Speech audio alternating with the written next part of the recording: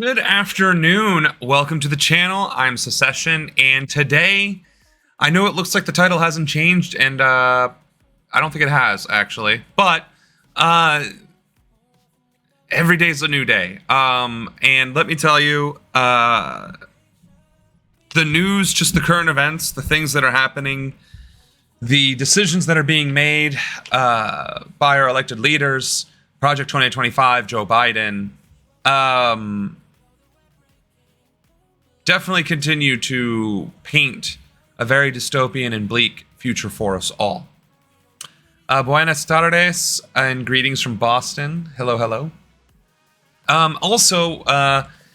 Today I will be recording on a podcast at 6:30. So we will be cutting the stream a little short today. Chances are we are definitely going to cover all of our major topics. I don't foresee that being a problem.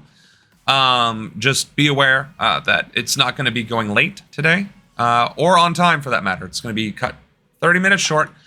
So I apologize for that in advance. I only found out this morning what time that would be. I was expecting it to be, well, later, but it is what it is. And I think, honestly, the opportunity to collaborate with other creators, discuss other topics, tying in current events through other mediums is honestly going to be good overall. And of course, tomorrow we will be picking up right back up where we are, which is, of course, Thursday and Friday. So we got plenty of moving forward. Also, just to keep it in the back of your mind, I will be on vacation, spending time with family, the first and second week of August. I don't know that there's going to even be an opportunity to stream anything, much like when I went to Ohio for Origins. I don't know that I would even get signal out there. You know what I'm saying? So, we will be having a couple of breaks or that major break. And then hopefully after that, it'll be smooth sailing. But, as with everything in America, with living conditions and jobs and everything else, I am no different than you. I, too, am a victim of this country's economic policies. I, too, am a victim of the housing market and needing to reassess whether I can or should stay where I currently am at, or if I need to seek other opportunities elsewhere and relocate, which obviously incurs costs and time. So, just letting everybody know, I am a real person just like you. And I'm dealing with the same struggles that we're talking about, right? I don't talk about, we need to give housing for everybody and improve workers' rights and fair wages just because, I think it sounds cool. I'm saying it because I, like you, am a working class American, and I, too, suffer under the throes of capitalism. And I, too, suffer under the piss-poor leadership of our government. So when at least I say something about policy, and of course it's 81 degrees even with my AC running right there. Hands are sweaty. Wearing long sleeves is very uncomfortable, but it's that or I'm going to be shirtless, folks. And I don't think anybody's ready for that. Although I don't think that necessarily falls under nudity because I'm a man, which is hilarious. If I were to be topless on stream, no big deal. But a woman topless on stream, huge freaking deal. But we can get into that as well, which is a good segue into the tampons. Tampons, you say? Aren't you a guy running for future president? Shaking a bottle? And now you're going to talk about tampons? What the hell? So in recent studies have shown that there are toxic levels of arsenic, lead, and other elements in tampons. And people might be thinking that's a new study. I was looking up a video with which we could discuss said topic, and it turns out this has been going on for not just a year, but years that this has been documented. So women have been getting poisoned monthly, every month, for their entire lifespan, yet the party of family values and pro-life has been in charge of poisoning you. So 50% of this entire country's population has been, continues to be, and will continue to be poisoned thanks to leaders in government.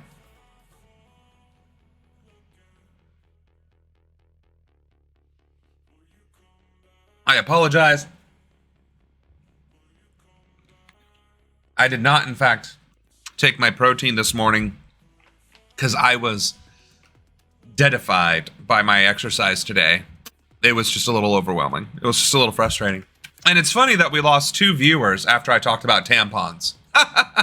And it's worth noting that Twitch followers, viewers, tend to be predominantly male. And as we have seen with some of the trolls, and not just on my channel, I mean, we can see it on other people's channels too, is that there is a conservative lean, mostly left-leaning, but there is a conservative influx of men in on this platform. And so it is not shocking at all that talking about tampons scared a couple people away. That all being said, that is another topic that we will be discussing today, and is, of course, important to discuss today. I don't know. Okay, so we got actually a couple followers at the end of our stream yesterday. Blake Woods and Princess Kayla 91. I don't know how to. Oh wait, no, because it's Streamlabs alerts. Hold on a second. I bet you I can log into Streamlabs from the dashboard, and we can honor them, recognize them in true fashion. So, followers. Thank you, Princess Kayla.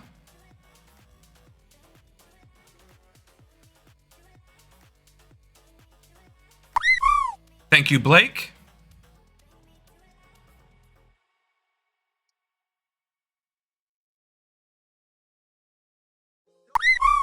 Thank you. Oh, I did Blake twice on accident? Well, hold on. Let me stop clicking buttons here. Thank you, Higgos.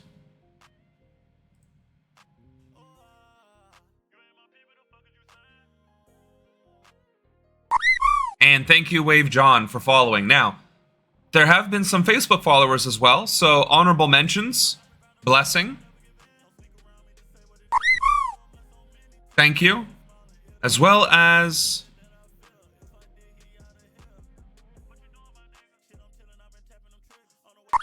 Kimberly Carlisle. Thank you as well. So, honorable mentions. Thank you for the follows. And I think that's pretty much it in the recent follows. So the past couple days, literally the past 2 days. So thank you for following the channel. Your support is extremely valuable and extremely welcomed. Thank you. For the women viewers out there, so far, Cora and Lola brand of tampons are safe.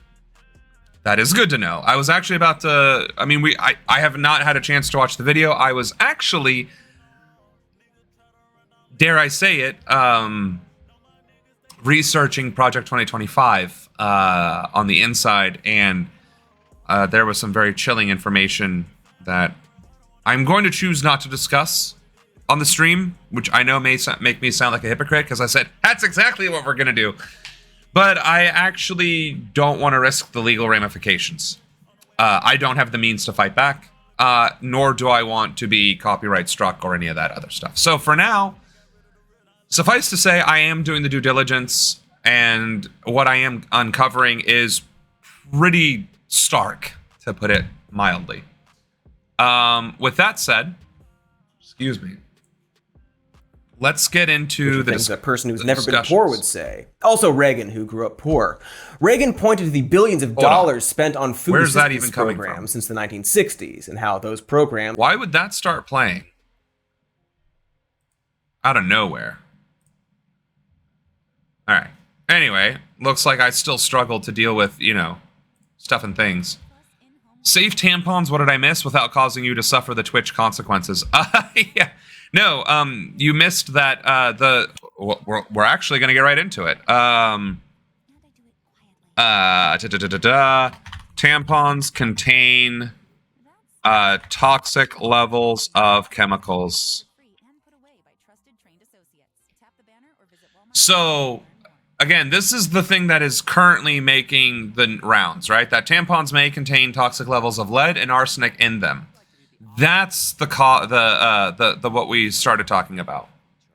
And commenter on a video I saw said we women should free bleed all over the place until they make safer. I mean, honestly, I know that's gonna ruin a lot of your pants and stuff, but like, honestly, that would be one hell of a protest. One hell of a protest, for certainly. But here's the thing. This is the one that was covered, I guess, 22 hours ago, the one that's making the rounds. Here's the thing. Tampons loaded with toxic chemicals. Toxicologist reveals shocking truth. This was a year ago.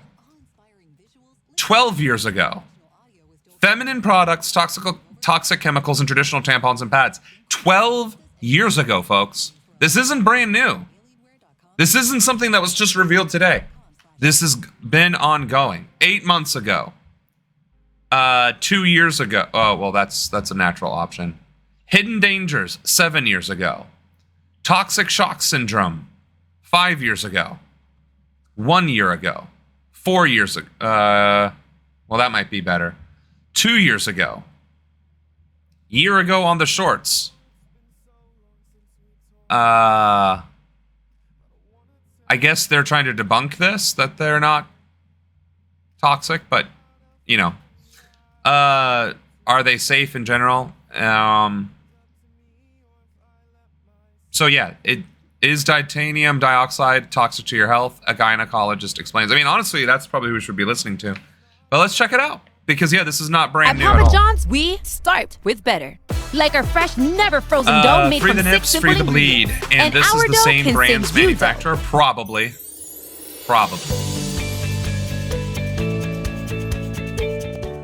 Hey, it's Dr. Karen Tang, and today we are talking about something that has TikTok all in an uproar, tampon safety, and whether something called titanium dioxide is harmful for your health. If you're new to my channel, I'm a board-certified gynecologist, and I talk about all things reproductive health and pelvic health, which is a little bit of sass. And so if you haven't already, subscribe, like, and hit notifications so you don't miss any information.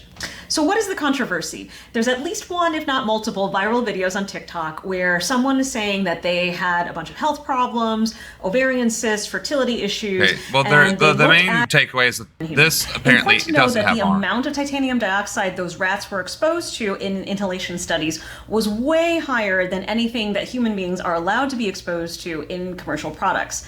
So what people may have noticed when they Googled is that in 2021, the European equivalent of our Food and Drug Administration, called the European Food Safety Authority, banned the use of titanium dioxide as a food additive, and they did that because they felt... All right. So, and it wasn't even titanium dioxide they were talking about. They were talking about arsenic.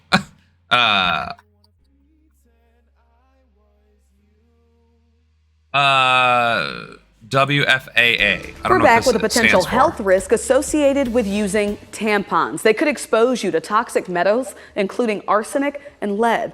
That's according to a study published by the journal Environment International. Okay, so the brand L is facing the lawsuit for the titanium dioxide. I don't want to talk over her.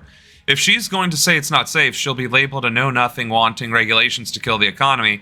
If she's going to say it is safe, she'll be praised. Right. Yeah. Tampon brands in the U.S. and the U.K. All of them were found to have measurable concentrations of at least 16 different metals. Study authors say although we're regularly exposed to low levels of toxic metals, using tampons could put you at a higher risk for exposure. Experts say more research is needed to determine whether those metals can actually affect your health. Well, that was the least informative video that we could have possibly found about this subject. 37 seconds. Let's go. All right, let's try this one.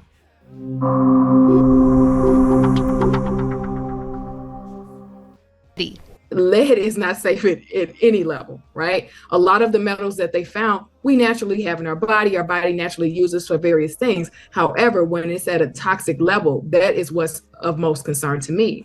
Even though the data shows there are tiny concentrations of metals, including lead, researchers say the health risks are not yet clear. We don't know if the lead can actually come out of the tampon and be absorbed into the body. Dr. January says an infection is not a far-fetched possibility. Everyone knows toxic shock syndrome, right? So we know that it's not far-fetched for a bacteria to get in the system through the vagina. So to me, with the vagina being as absorptive as it is, and we see lead in these tampons and arsenic in these tampons, that was really, really concerning to me as a OBGYN. Shearston says these findings lay the groundwork for future research. We can't say yet whether someone should or shouldn't be using a tampon. It's just too soon to know, because again, it's really important to understand if the metals can come out of the tampons and be absorbed by the body in order to have a health effect. Catherine Ward, Global News, Toronto. What do you mean the metals can come out? You're putting this thing inside of you. Of course it can come out. What? I'm not an OBGYN, and even I know that much. Holy crap. So basically what we're getting is a lot of maybe if, ands, or buts.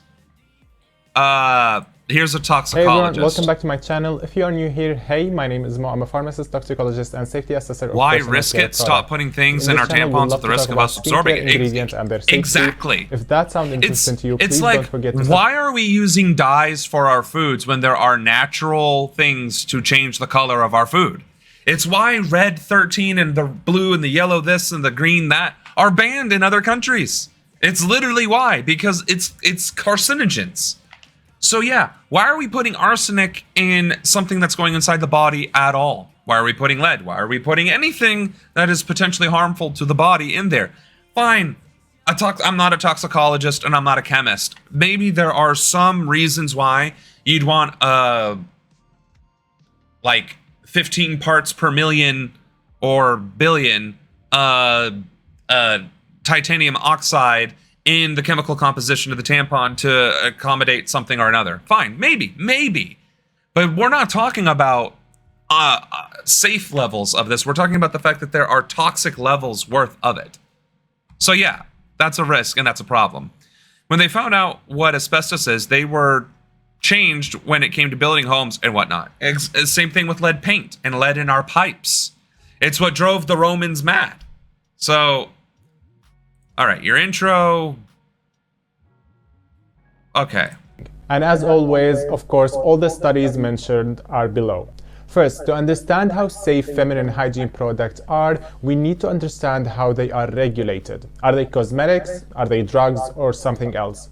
Let's start with the US, the United States. I believe the US label and hold feminine hygiene product as the highest category compared to other countries or markets. That's in somewhat the US, reassuring. according to the FDA, feminine hygiene products like pads and tampons are classified as medical devices. There are 3 classes of medical devices in the US according to the Center for Devices and Radiological Health, CDRH. There are Class 1, Class 2, and Class 3. So, a little breakdown to understand what does all this mean. Unscented menstrual pads are categorized as Class 1. Scented or scented deodorized menstrual pads are classified as Class 1 or Class 2.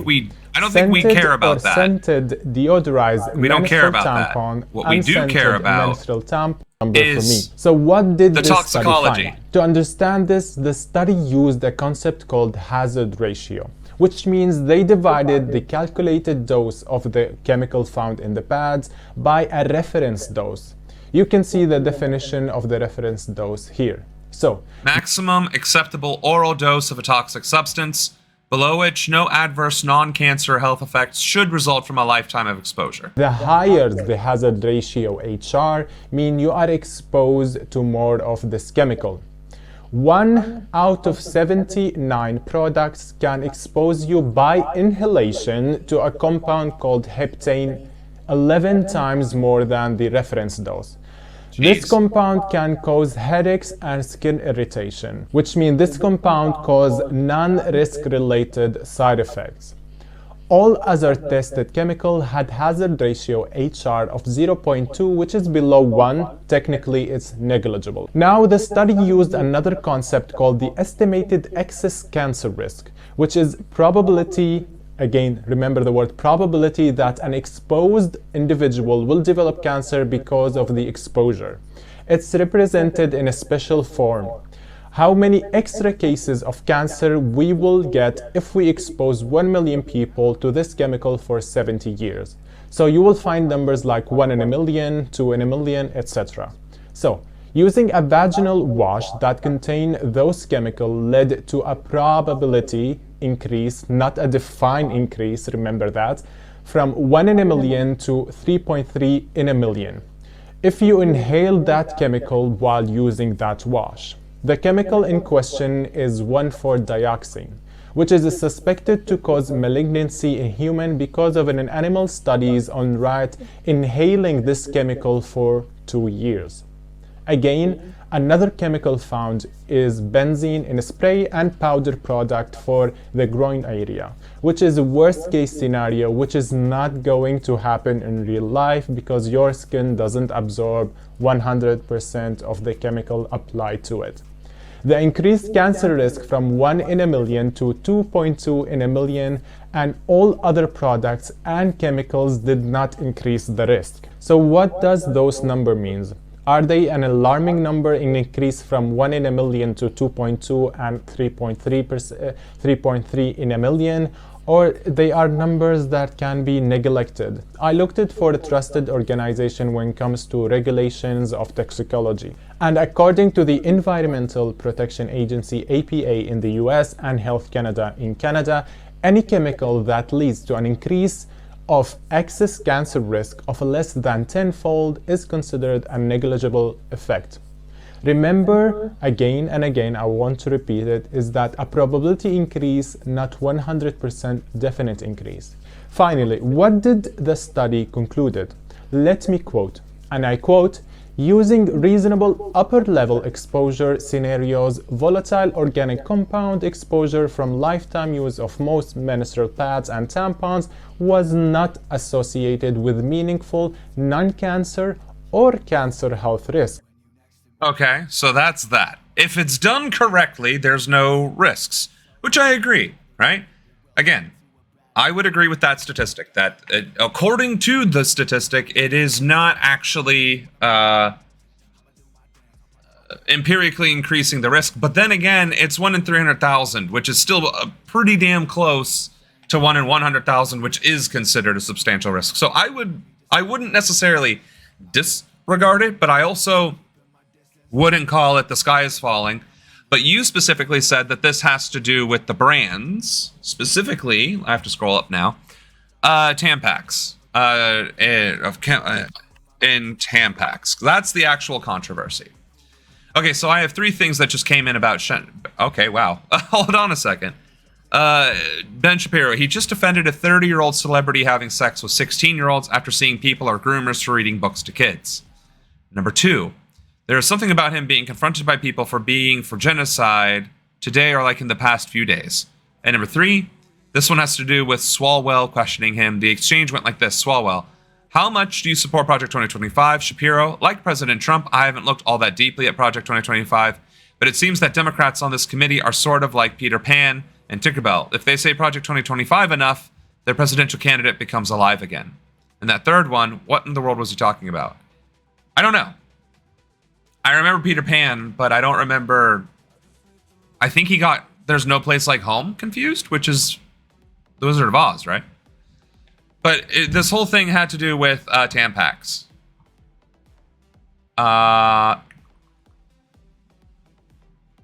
looks like that was even 4 years ago. Jesus.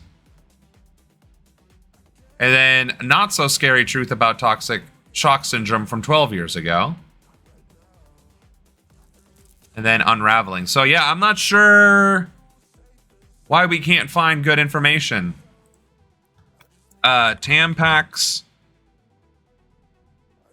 toxic chemicals lawsuit.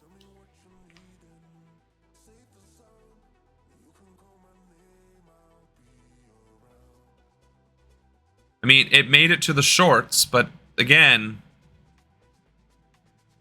what we're getting into here is them saying that there's not enough evidence to prove it, and then all the other stuff is saying, well, as long as everything's done right, it's not a problem, which is fine. But here we go. There we go. New cover girl. Now we're finally finding what we needed. Perfect. Pop culture, we will get back to that. We will discuss Ben, as much as I despise that loathsome gremlin. But we're trying to get down to the actual... A concerning new study about the apparent presence of metals in tampons.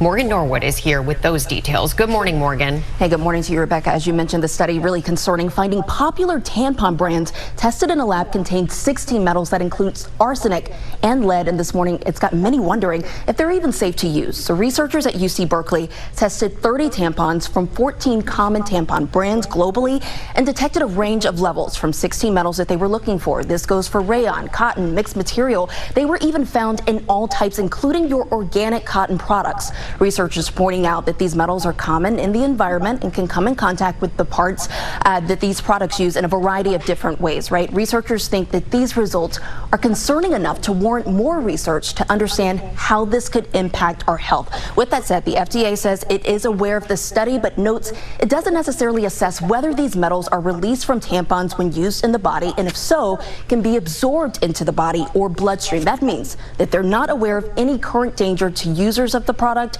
but say they will look at this study pretty closely and take action if warranted. Specialists also point out that there is no reason at this time to stop using tampons, guys. Glad to hear they are taking a closer look. Okay, Morgan, thank you.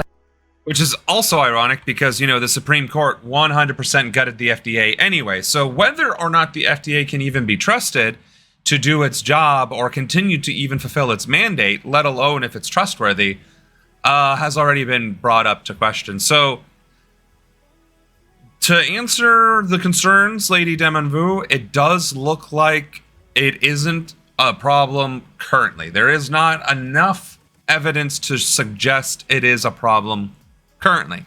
But we're also talking about women. And in Western society, women are also treated as second-class citizens in most circumstances. So we can also look to the simple fact that in our medical system, the rate of childbirth-related deaths of the mother is also substantially higher amongst women of color than it is white women. So when we look at our medical practices, when it comes to women, we also see disparities across racial lines and other demographics. So I would say for now, do what you feel is best. But for now, there's no smoking gun. But then that's also the question of, even if there was a smoking gun, would it even be accurately reported? So I do hate to bring it to that conclusion. Gonna burn this account for... Okay. I assume we can just assume that's a troll. Cool. So the potential for it to be absorbed is like a game of Russian roulette. And so here's the thing that I know about the body, right? Don't stick it in your mouth. Don't stick it in an open wound. Don't stick it up your butt.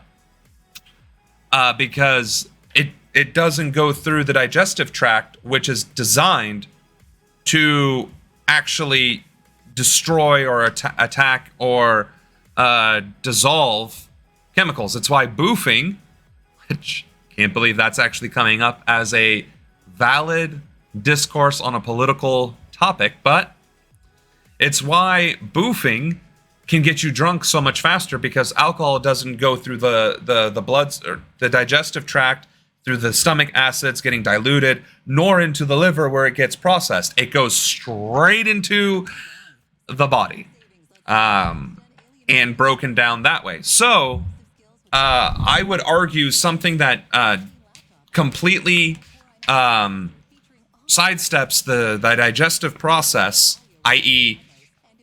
something like a tampon, can and would more than likely be significantly more damaging than if it were to be ingested, right? So maybe we need to start talking about, instead of oral ingestion being non-toxic levels, we need to consider that oral digestion actually dissolves chemicals or integrates those chemicals differently than, say, if it was from a reproductive part of the body. I will keep my eyes peeled on the situation and keep researching, as you should. I am inclined to agree with you on principle that something that is going into your body and bypassing the digestive tract is more than likely to have toxic ramifications than not.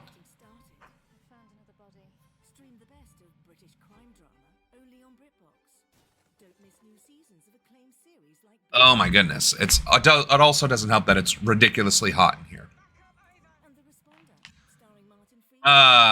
Okay, so it didn't keep the source, which is fine. Actually, I think that is fine. We were going to... Oh no, that's something that we're going to do later. The mandate for leadership, we got that. Okay, so no, this is exactly what we want. Ben Shapiro, you said.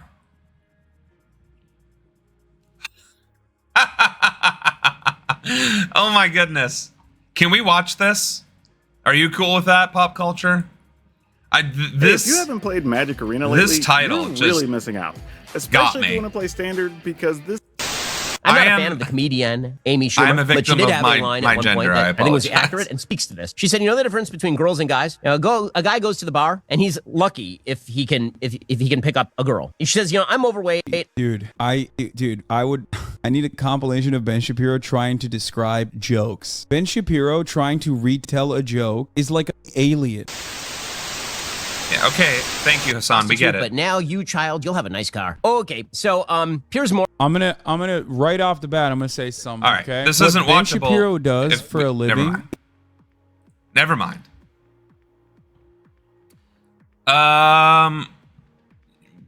Pop culture just came in about Ben Shapiro.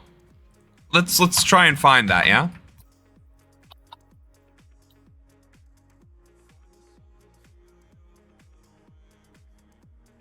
Excuse me.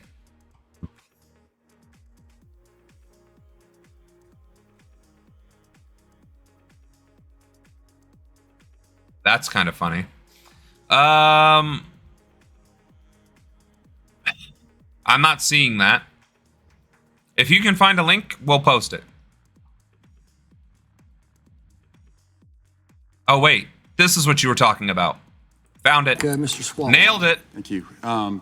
Shapiro, thank you for joining us today. I think it is important. Also, what? This was done 4 hours ago? Why is Ben Shapiro being questioned by Congress in the first place? Ben Shapiro is such an irrelevant gremlin that is just spreading misinformation and lies to boost his own algorithm. He's appealing to a specific audience, which is vulnerable white men, and feeding them with misinformation and lies. Is that a problem? Sure. Is it worthy of Congress? No. Holy crap. Important that you're here as one of the leading conservative voices in the... And now, oh my God, you're an enabler. You just gave Ben Shapiro credibility he does not deserve. He does not deserve to be called a what was the phrasing? What was the actual verbiage? You're here as one of the leading conservative voices. Shut the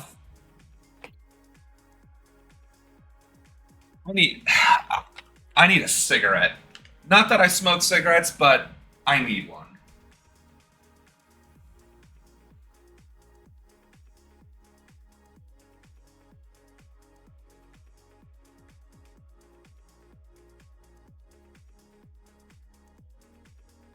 Are you actually kidding me?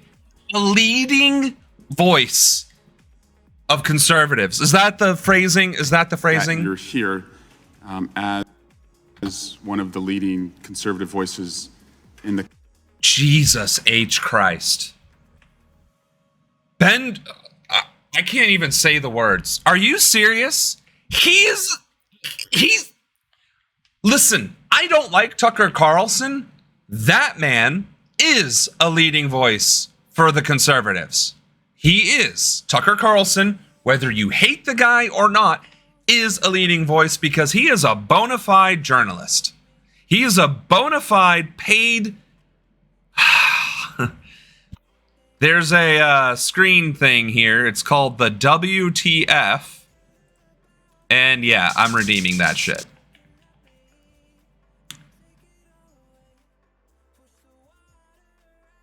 You know what you missed?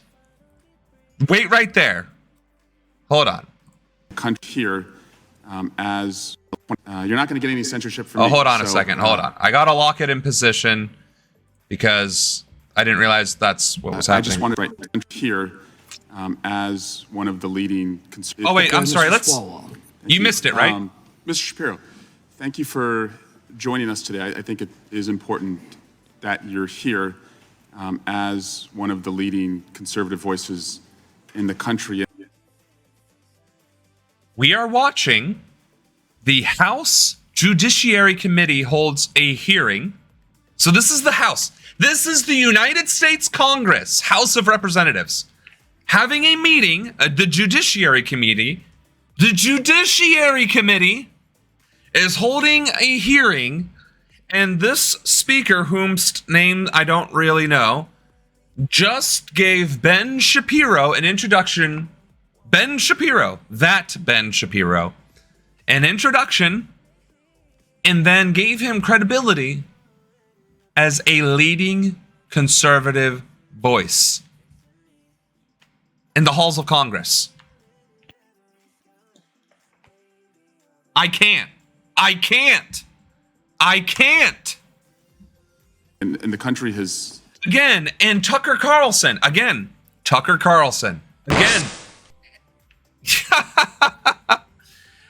Anderson Cooper. Who's another one? Pierce Morgan. He's a shit gibbon too. But if we're going to talk about bona fide voices of conservatives, bona fide right-wing voices with actual credentials, love them or hate them, obviously biased as all hell, but those men, and I'm sure there's some women, well, unfortunately, Candace Owens is actually a bona fide voice because now she's been legitimized. Ben Shapiro is a YouTube personality. Oh, Eric Swalwell, yes. Yeah. I don't know if he ran for president, but that is who is giving Ben Shapiro actual legitimacy. That would literally be like putting Hasanabi on the same exact panel and saying Hasanabi is a prominent voice for the left. He's not. He is a personality on YouTube. I'm not laughing. I'm angry. Ugh. They sure know how to pick them.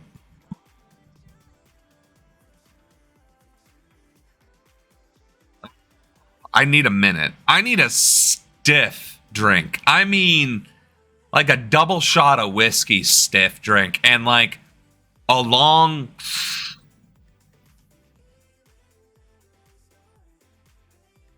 And this is 14 seconds. In the last couple weeks, talked a lot about and Googled Project 2025. It's one of the most Googled search terms right now. And you're not going to get any censorship from me. So I just wanted to know from your perspective, I think it would help us understand on just like a scale of 0 to 100%, how much do you support Project 2025? I think like President Trump, I haven't looked all that deeply at Project 2025, but it seems that Democrats on this committee, sort of like Peter Pan and Tinkerbell, if they say Project 2025 enough, their presidential candidate becomes alive again. And so, well, let's just talk about pieces of it, and I guess you can tell me if you support it. You probably want... They think athletes have to stick to athletics and not get any credibility on the same thing. Same goes for singers, actors, all demanded to stick to their professions. Right. As long as you are espousing left-wing rhetoric and ideology and you are a not politician, stay in your lane. The second you espouse right-wing rhetoric, you could literally be... I mean, what was Marjorie Taylor Greene before she became a congresswoman? And The other lady who's a grandmother at 36. Like, who were they before they became congresswomen? That's not even a good burn. Right. That is one of the lamest attempts at a joke ever. That's because he doesn't know how to be funny. Less bureaucracy, right? I do. I want less bureaucracy. You want more efficiency? I do. I want more efficiency. You want taxpayer money spent wisely? I do. Congrats on becoming a Republican. Yeah. Yeah. My parents would be proud. Mass deportations, it calls for that. Do you support that part? I support the deportation of any illegal immigrant who is in the United States who is not of benefit to the generalized American public. So if they're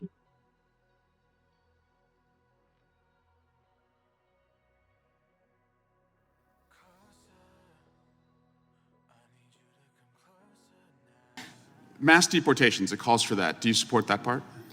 I support the deportation of any illegal immigrant who is in the United States who is not of benefit to the generalized American public. I'm not certain if he said any legal or illegal, but the last part is what really threw me. Who is not of benefit to the generalized American public. So as long as we can enslave the illegal immigrant to pick our fruits in the 100-degree weather and pick cotton, Ben Shapiro's all for it. Are you kidding me? And this is the man that you're giving credibility now. Now. At no other point in time has he had legitimacy. At no other point in time has he had true credibility as a conservative pundit. At no point in time was he taken as a legitimate speaker, as a legitimate authority. Never. Not once. You put him on a congressional panel. You let him answer questions without any sort of... I can't even get it out. I can't even get the words. Unless they show benefits as a cash cow, then deport them. WTF. Maybe Ben wants to pick fruit. Ben is a fruit. He's something. So if they're picking agriculture that puts food on the tables of everyday Americans, they've never committed a crime inside the United States, they didn't come across with documents, should they be deported? If they have not paid taxes and if their draw on the taxpayer benefits are larger than the contribution they're making to the economy, or if they're involved in criminal activity, they should be deported. How do we measure that? The same way that the IRS measures my income every year. It seems like if the IRS can track down every aspect of every receipt that I've ever submitted, and So they if can they do were so willing for to hundreds pay- of millions of other Americans, they can do that for illegal immigrants as well, except for the fact that no one knows how many are in the country thanks to this administration. So you would be cool with creating a system where they could pay those taxes if they wanted to and then stay and work and put food on our table? It depends on how long it would take for them to pay the taxes, and they would also have to go presumably to the back of the line, although I'm not sure why I'm testifying about immigration policy at this point. How about banning the... I don't know either. Oh my God. What is this? What is this? Oh.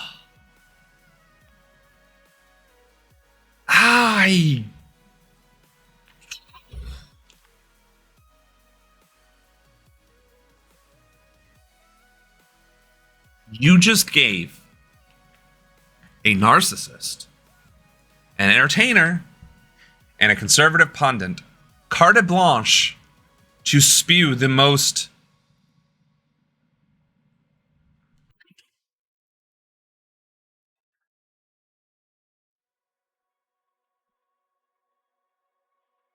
guys. I'm not making this up. And shame on you, pop culture, for telling me about this. What the hell? Where did you find this? You know, my day actually started off pretty well today. I'm not gonna lie. I had a really good workout. I got my schwitz. I got my pump. Yeah, I did some exercises. I was feeling really good. Lots of perfect timings, like with lights and everything. I got to pet a really cute dog. I petted the dog. I got to speak German to it because it was being trained in German. I said Platz and it sat, or I said sits and it sat. I said Platz, and it just kind of plooped down. It was this big old furry dog.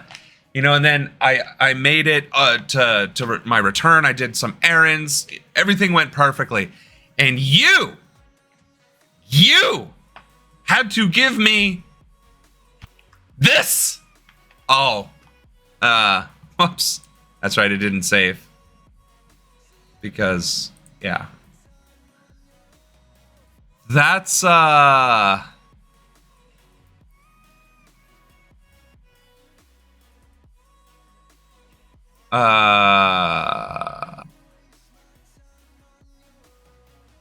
Live in New Hampshire and thinking about buying solar panels?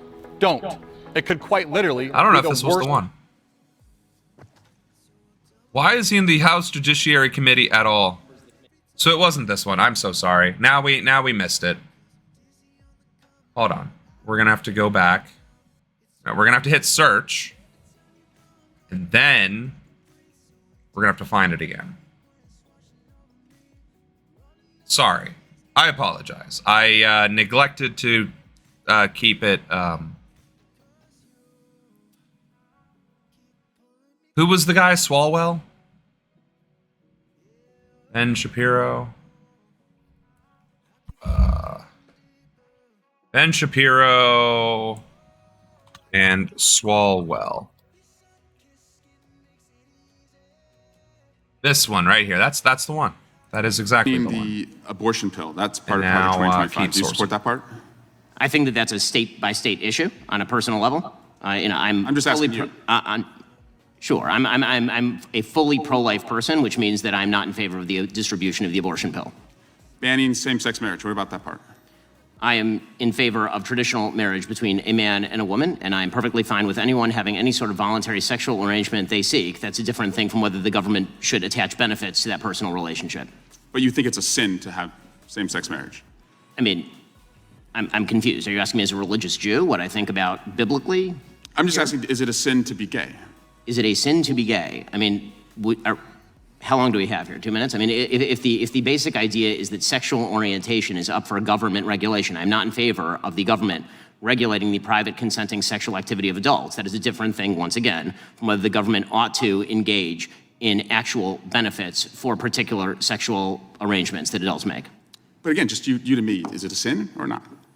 From a religious Jewish perspective, orientation is not a sin, but activity is. That's also the same perspective of most major religions, so far as I'm aware. Okay. And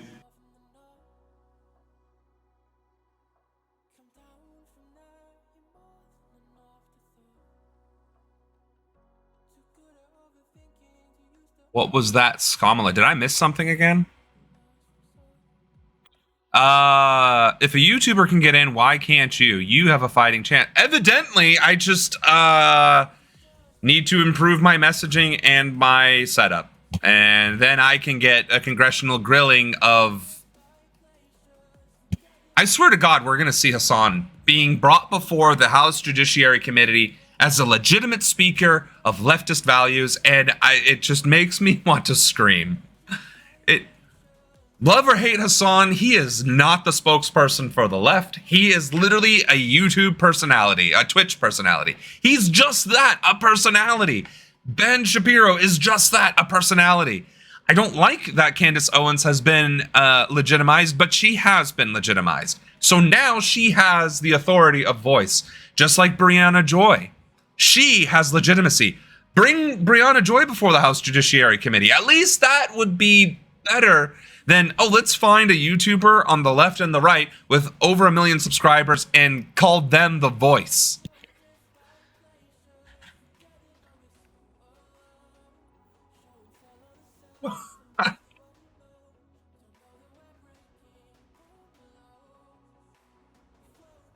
I think it's a sin for Ben to be married. I'm pro-life. You're right. Any woman with a life would stay away from yo ass and not procreate. Well, I don't know. His wife did. He even got the DNA test to prove it because he didn't even trust his wife. There was a video that the title was Skamala while you were scrolling. Oh, I see.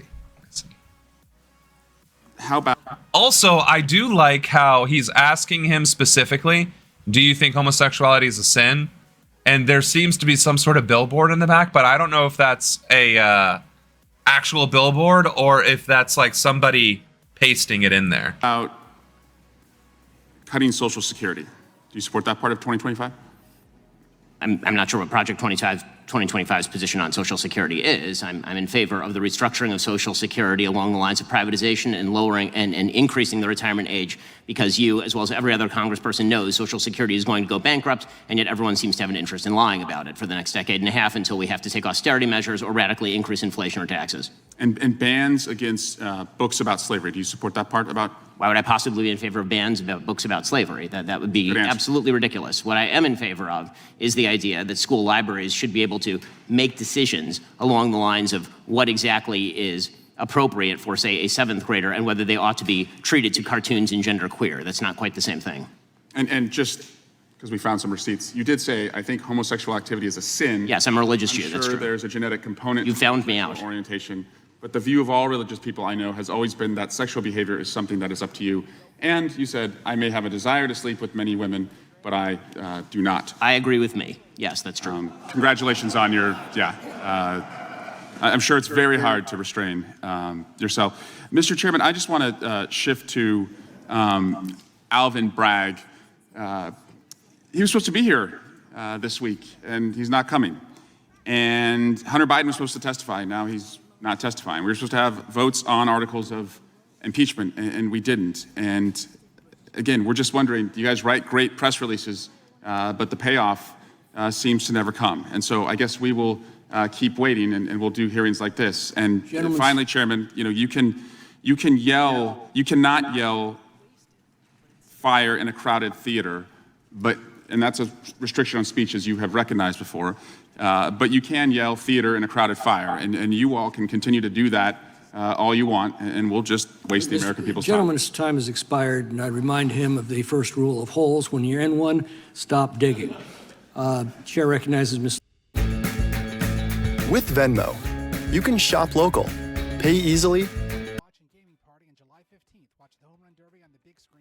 From North Carolina is recognized. Don't miss the Home Run Derby at the Palin Museum, July 15th at 7:30 p.m. Tickets at palinmuseum.org. We're doomed, aren't we? Like, we are doomed. Our Congress is literally high schoolers arguing and being petty and bringing Ben Shapiro before a judiciary committee.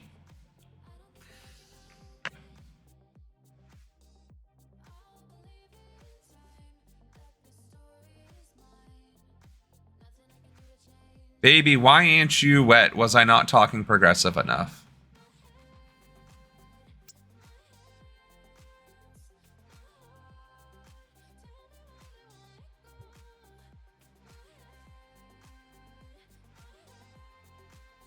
Thank you, Mr. Chairman. Mr. Shapiro, I was struck by another example of what you described earlier accurately as projection in Mr. Swalwell's comments. The Democrats today are expressing solicitude for and chastise the majority for chilling the sacred expressive rights of multinational conglomerates based in foreign capitals, but interrogate you about the intricacies of your religious beliefs on sexual morality. I apologize on his behalf. If it were genuine,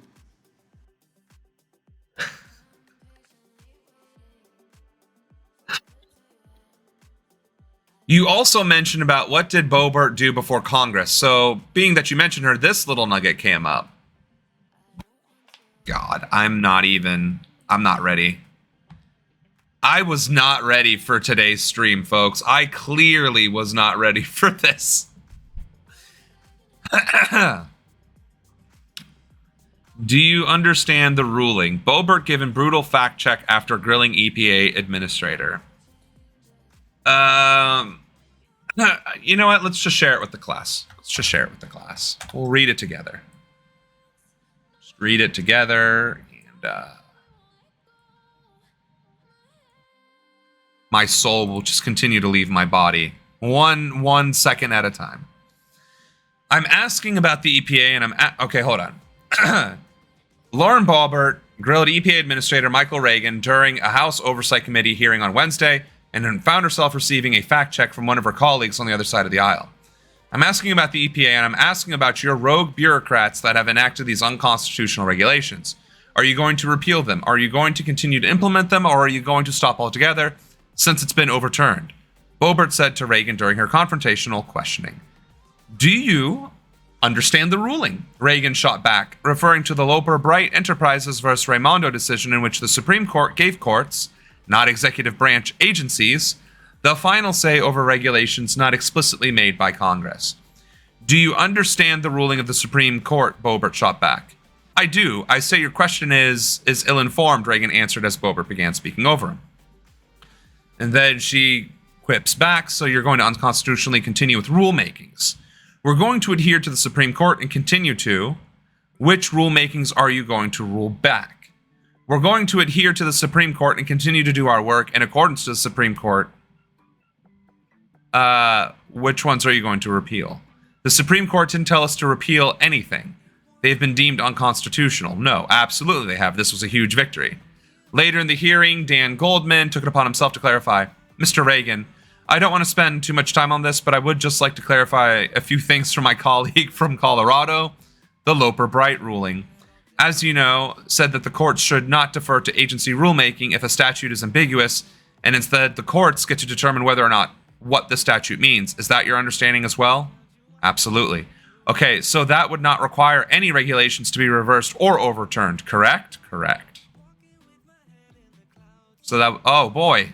Asking about the EPA, and I'm asking about your rogue bureaucrats that have enacted these unconstitutional regulations. Are you going to repeal them? Are you going to continue to implement them, or are you going to stop altogether since it's been overturned? Do you understand the ruling? Do you understand the ruling of the Supreme Court? I do, and so your question is ill-formed. No. Will you be repealing? We're not going to stop. You're going to unconstitutionally continue with these rulemakings. We're going to adhere to the Supreme Court and continue to do which rulemakings are you going to roll back? We're going to adhere to the Supreme Court and continue to do our work in accordance to the Supreme Court. The Supreme Court. So which ones are you going to repeal? The Supreme Court didn't tell us to repeal anything. They have been deemed unconstitutional. No. Absolutely, they have. This was a huge victory. Mr. Reagan, I don't want to spend too much time on this, but I would just like to clarify a few things for my colleague from Colorado. The Loper Bright ruling, as you know, I didn't realize there was a video, otherwise I wouldn't have read it. The courts should not defer to agency rulemaking if a statute is ambiguous, and instead the courts get to determine whether or not what the statute means. Is that your understanding as well? Absolutely. Okay, so that would not require any regulations to be reversed or overturned, correct? Correct.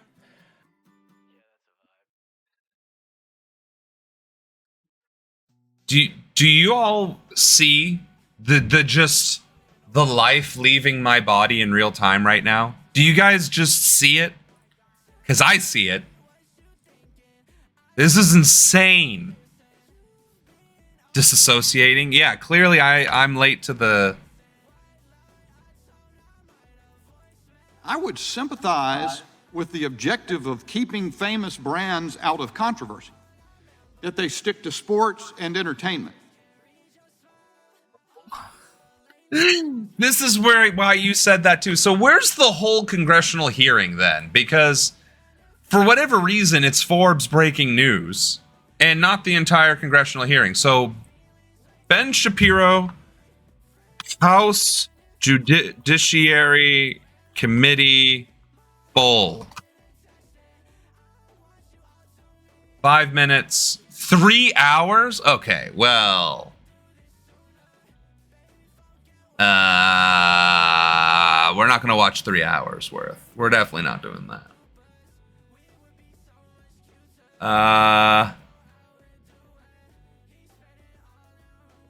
Oh, this is live? This pan is proven to perform. Over 90,000 of our pans can be found what is even happening? Yield. Yeah, so this is what's happening. Evidently,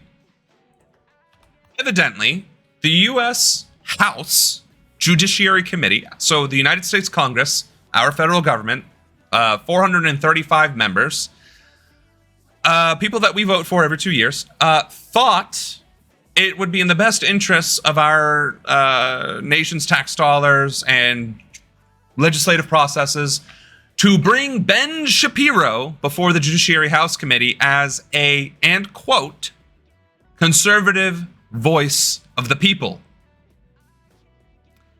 Ben Shapiro, the YouTube personality, who has no legitimacy whatsoever in anything regarding journalism, news, or legislative policy making, anything like that. He is as legitimate in that space as Hasanabi, right? I actually have legitimacy in that space because I was actually in that space when I ran for DNC chair and when I've ran for Congress. Ben Shapiro has done neither of those things. All he is a political pundit on the internet. From the journal, $1 Trillion Shot. Tap now to listen on Spotify. Does Ben have time for this? What if his wife gets wet and he's not there to dry her? I mean, we're not here to bash or to troll, but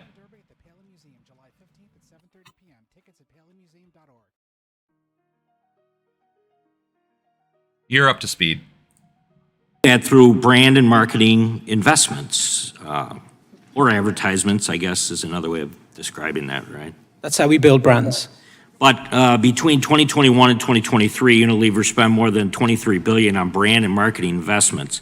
That's a fairly big chunk of your operating costs, I'm sure. Would it be fair to say that Unilever believes brand marketing delivers a positive return on investment? So that's why we invest, to build our brands and the equity, and that's why we're in 90% of US households. Right, but if consumer preference is still at risk, you could always do better, correct? I mean, that's obviously the goal. The business could always grow better. Right. So let me ask you this. If consumer preference is vital to the success of your company, you acknowledge that a principal risk and commit billions of dollars each year to mitigating that risk, then why would you boycott companies that reach millions of consumers? It doesn't make any sense. You've got this goal in place. You're pursuing it. Okay, so here's the thing, Goth. I'm learning in my Twitch streaming journey, creator journey, YouTube journey, that although I want to be the future president, right? I want to be an elected candidate, right? That I stand for the actual policies, the values, and the provisions that will actually benefit this nation, and I want to present myself as an actual statesman and not one of these rabid politicians or political pundits. I recognize that there is going to have to be some level of entertainment value to this channel, to my streams, some sort of deliverable if I'm not already in Congress, if I'm not already in an elected position or actively campaigning. And if the delivery is reactions, then that's exactly what I'm going to do. What I am trying to avoid is just going overboard with, the rhetoric. Yes, we don't like Ben Shapiro. I don't like Ben Shapiro, but I'm sticking to the facts that he's an irrelevant pundit and content creator. Not because he can't satisfy a woman and he has significant insecurities due to his height and masculinity. My first act in office would be to remove the gold curtains. Yeah, I think tan would probably be a little better. I think that's what. Yeah, the House of Reps relatives. I'm sorry. I will be more respectful to Ben Shapiro. It's bash him on the merits of his illegitimacy. We don't have to make fun of his height, his inferiority complexes. There's plenty to make fun of without that. But it's chat. I can't really control chat. You're not being disrespectful. You're not being derogatory. You're not violating Twitch's terms and conditions. It's just not my personal preference. But and I have shimped Oshun. I've shimped pop culture. I've shimped everybody at some point, and I just feel like Dad as as far as that goes. Utilized as conduits to spread vitriolic hate messages into every home and country. Efforts by media companies to counter the surge have fallen short. Social network platforms continue to be used as ready avenues to spread dangerous white nationalist speech. Or, that was from 2019, from 2020, it goes way beyond the fact that big tech misbehaves. It's the fact this kind of power exists. That kind of power cannot be allowed to exist in society. When you use that sort of language with regard to the same companies we're now hearing require free speech, I find that somewhat difficult to swallow. Thank you, Chairman. I yield back. Gentleman yields back. The gentleman from Georgia is recognized. Thank you, Mr. Chairman. This is a sham hearing railing against a made-up boogeyman. I'm not normally up here defending big business, and as Mr. Shapiro noted, I have said repeatedly that we need to limit the massive dark money spending that big business pours into our politics and also pours into our Supreme Court. But let's talk about what's really happening here. Corporate brands care about their reputation because they sell more products if they have a good public image. And these companies think it's bad for business to run their advertising content next to child porn or ISIS videos or hate speech or an advertisement from the Heritage Foundation about Project 2025, which is so alarming to most Americans. Americans are alarmed, and that's why their representatives are talking about Project 2025, a 900-page manifesto, which is the blueprint for the Trump administration, should he be... So this is live, so we're just going to have to mute it instead of pause it. So then we're going to miss stuff anyway. Nobody wants their advertisements running against that kind of content. Foreign what did you propaganda, do to Osama at me at some point? What was that word? Oh, schimpf? Yelled at, berate. It's German for berate. Campaigns. So these brands are working together to demand greater transparency. I was bashing him for his own ignorance. My point of illustrating his arid wife was to illustrate that is a reactionary fool who uses pop culture, such as the WAP criticism and him bringing up his wife, to further his horrifying positions. It's easier to say, lol, his wife dry, than to write a leftist essay. That's not really why what did Automod hold up? Sorry. Yeah, I have it heavily regulated because I don't want people to spam the N-word and other derogatory language on my chat and getting me banned from the channel or delayed. So I have heavily moderated the channel. But you know what, Goth? 2 years. Maybe I just stand corrected. 2 years. You're right. Not everything can be a leftist essay, and you know what? I stand corrected too. I don't see what your mod did because nothing is showing up as needing to be checked. $20 million on my side.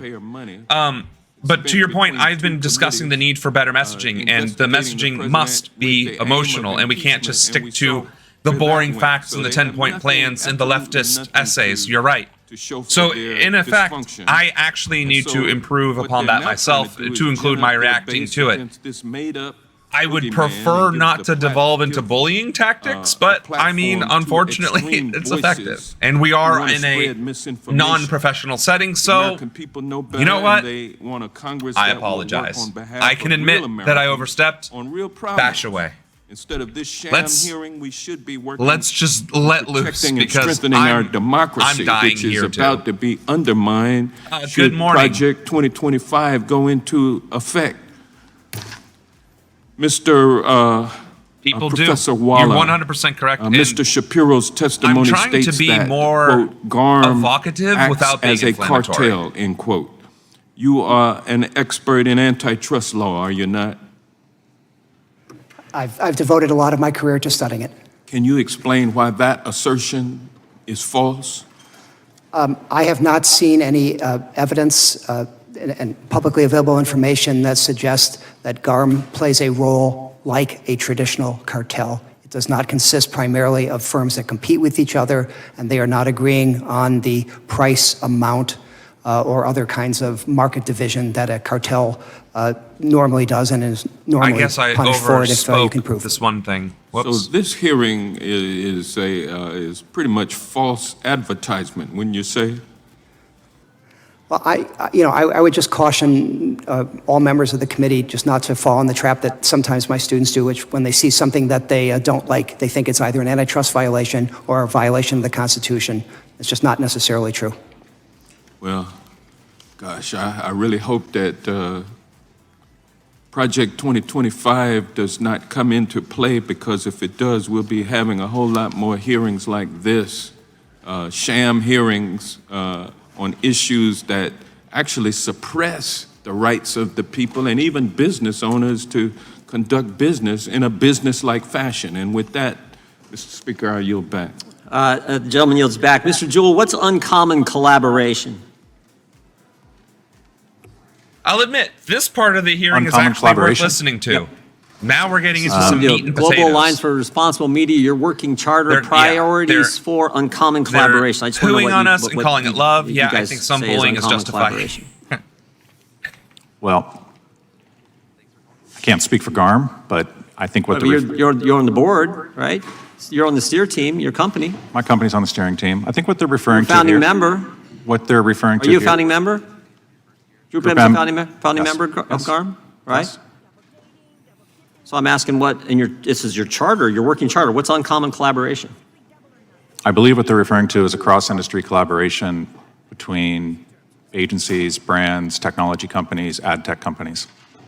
Well, that's all warm and fuzzy, but here's what Mr. Rakowitz, the guy you guys hired to run GARM, here's what he says. Uncommon collaboration is competitors working together. Competitors working together to rise above individual commercial interest. Uncommon collaboration needs to be understood as the industry coming together, putting aside competitive concerns. Mr. Waller just said we don't have a cartel here, but that sounds a lot like a cartel to me. Do you agree? Sounds a lot like limiting actions that would limit consumer choice. That sounds like unlawful restraint of trade, and all that stuff is illegal according to the Sherman Act. What do you think, Mr. Jewell?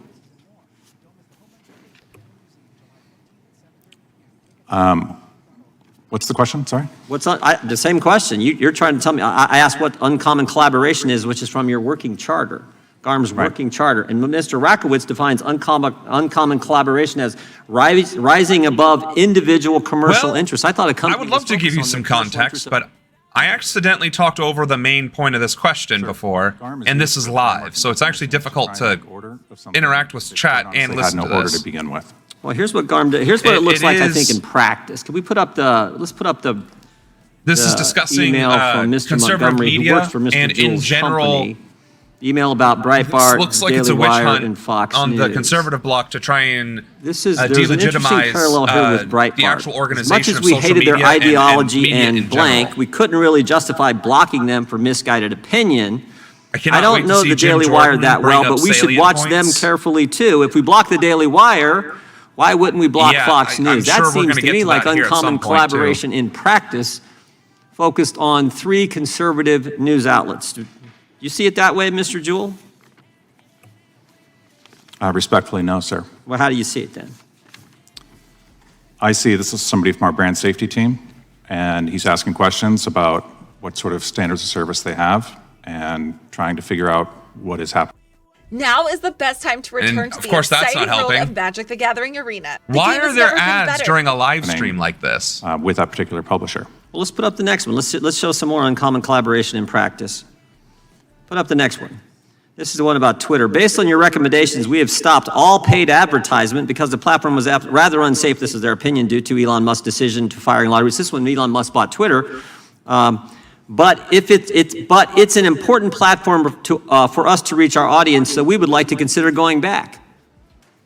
Looks like this was a coordinated, uncommon collaboration to boycott Twitter. But this company wants to go back because they make a lot of money when they're advertising on Twitter. Is that what this uncommon collaboration Right. is? It is so that disingenuous GARM to engages give in, cover Mr. to media Jewell? outlets that are behaving recklessly because of the fear of bias. We're not party to this email, so I can't really speak Yeah. to this. We actually have agree. been... And big this supporters meeting, of Twitter this and hearing X. just goes Recently, 2 weeks back ago, to we the met with Mr. overall Musk, introduced it to our advertisers. To be clear, we issues want more choice in this of industry, how more places to disingenuous create conservative rhetoric is. They argue things that sound good on paper. They sound good to the ears, to the emotions, right? But in reality, they are literally picking and choosing, cherry picking the law or the definitions of legalese, so that it sounds to the layman like they're on the right side of this trajectory, when in reality they aren't. And I can do the same thing. I can use big verbose words too and completely bamboozle the listener into thinking that what I'm saying is correct. That's why I choose to use words that are easily understood to begin with, and only enunciate specific words and expand my vocabulary when it's necessary. That's part of the effective message. The emails that you're showing. Firefox Plus uBlock Origin will block AdSense if you don't want the ads. So the problem is I'm using XSplit, so it's not that I'm pulling it from a window, because my Chrome does block ads, but it's not going to work on the thing. If you're drinking something right now, anyone, forgive me for the spit take I made you do. Someone said Clarence Thomas is a national treasure. Maybe as an example, like the Confederacy, like this is what not to do. All they have to do is say sexy red, neat words, and they win. Not so fun to face 56% of us adults read at 6th grade reading level or lower. No, it's true. That is also part of the reason why the language is the way that it is. It takes 20 years to build a brand and 5 minutes to destroy it. Let me start out with Mr. Patel, the question, sir. Which in 2020, Unilever paused all social media advertising because the environment had become very polarized. Thank you for some levity. Is that correct? Yes, sir. Probably Jackie Kennedy. Let's go, fam. Say consumers agree with Although, I mean, I don't think Melania Trump, as First Lady, dressed any differently than other First Ladies have in the past. She wore designer conservative dresses. It's not like she was walking around in a thong bikini and stiletto heels, right? Like, I don't know. But I think, like Michelle Obama, I thought she had great Unilever paused advertising on both conservative as far as that and liberal channels and did not specifically target conservative. Correct? And that's for 2020. What the hell? Yes, sir. We pulled all our advertising from all assets. So, Mr. Patel, it sounds like this is more of a pure business decision and not a messaging crusade on your part. Would you agree with that? No, we did what was felt was best for our brands. Business decision. Yes, sir. And Mr. Patel, Jackie was dripped out you've for real testified on that God, Unilever, or whatever, but Melania definitely had the advantage of modern outfits and literally being a model.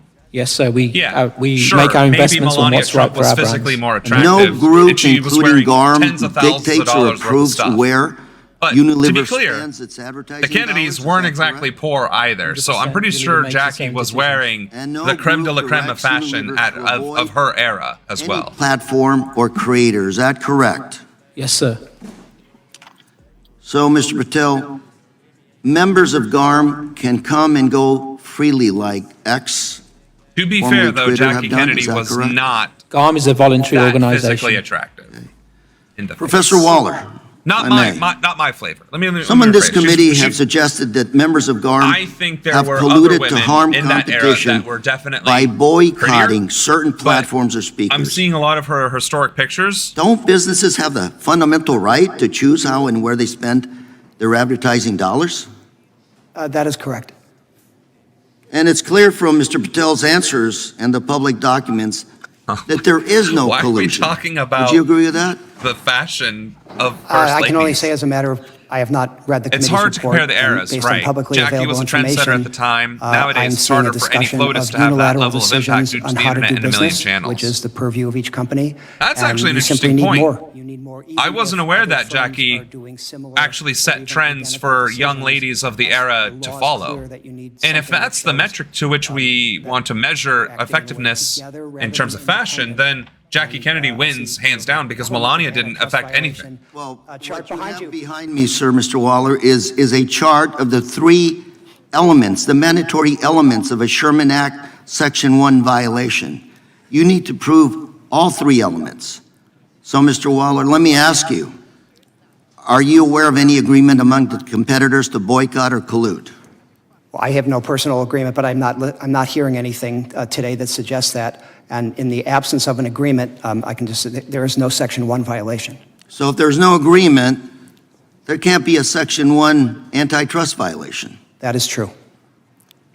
Well, I don't think So we look to the there's First no Lady for antitrust anything violation. anymore. Because, again, If there's no agreement, there's no Section 1, and then there are even other during the Obama administration, shit.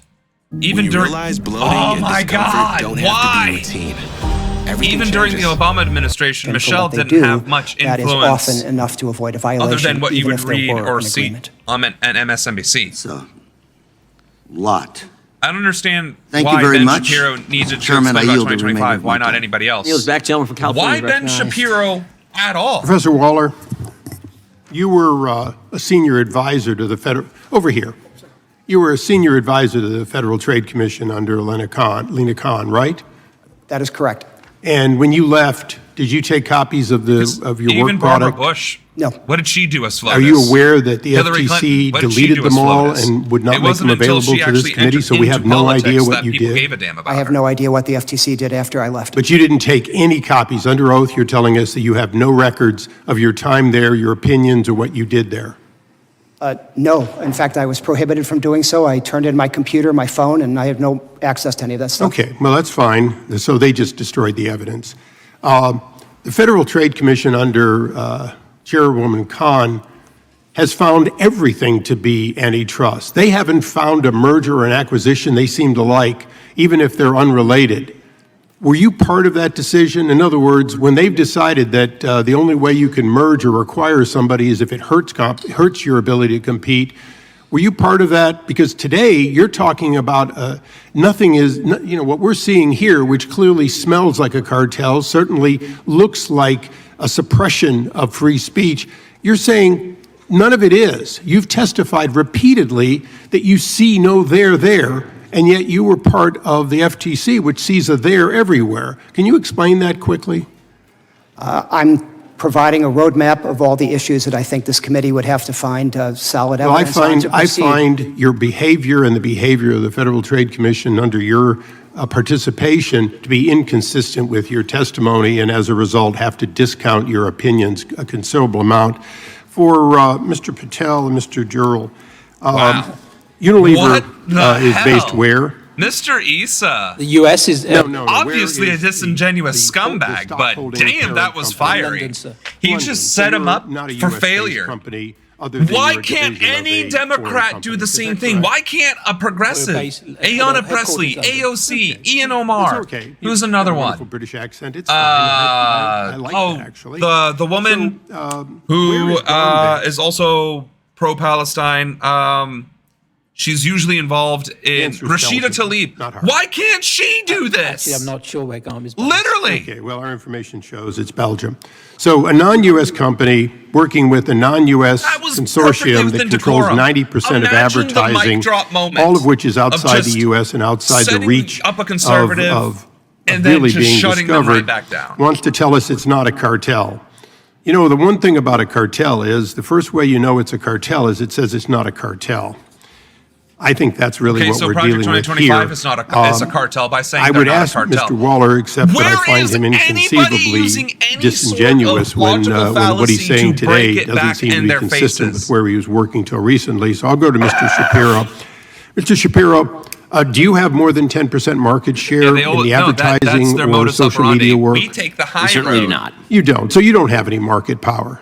Very little. Okay, but if you had control or influence over 90% of it, do you think that the Federal Trade Commission would be up your derriere every day with questions?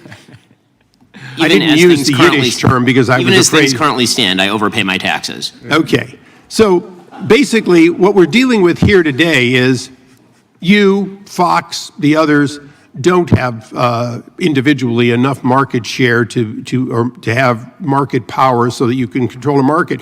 But clearly, Garm's influence does have 90% of the advertisers, and according to everything we've seen, you've been blacklisted by them. That seems to be the case. Now, the late Roger Ailes was a friend of mine. I thoroughly enjoyed my time and the guidance he gave me.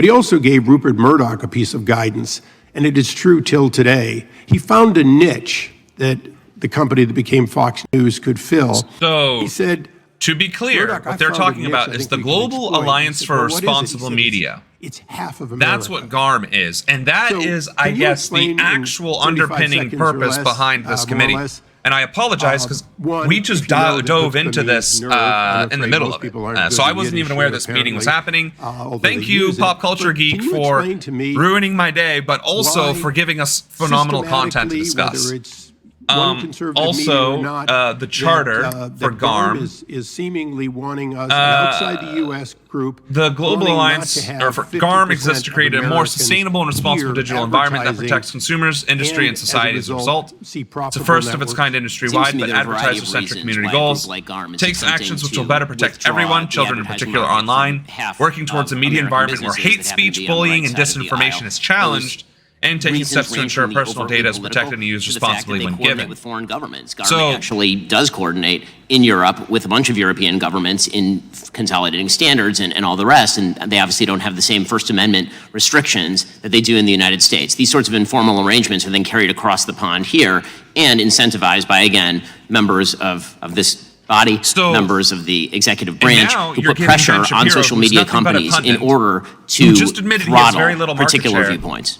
The Mr. grounds Chairman, to I would speak certainly say for with the record that legitimacy if on you GARM, dis but when or grilled about Project enroll 2025, he's half like, of I don't know anything about America's it, and I can't access, talk about that's it. chutzpah. But he knows this The much about GARM. Gentleman yields back. Gentlelady from Georgia.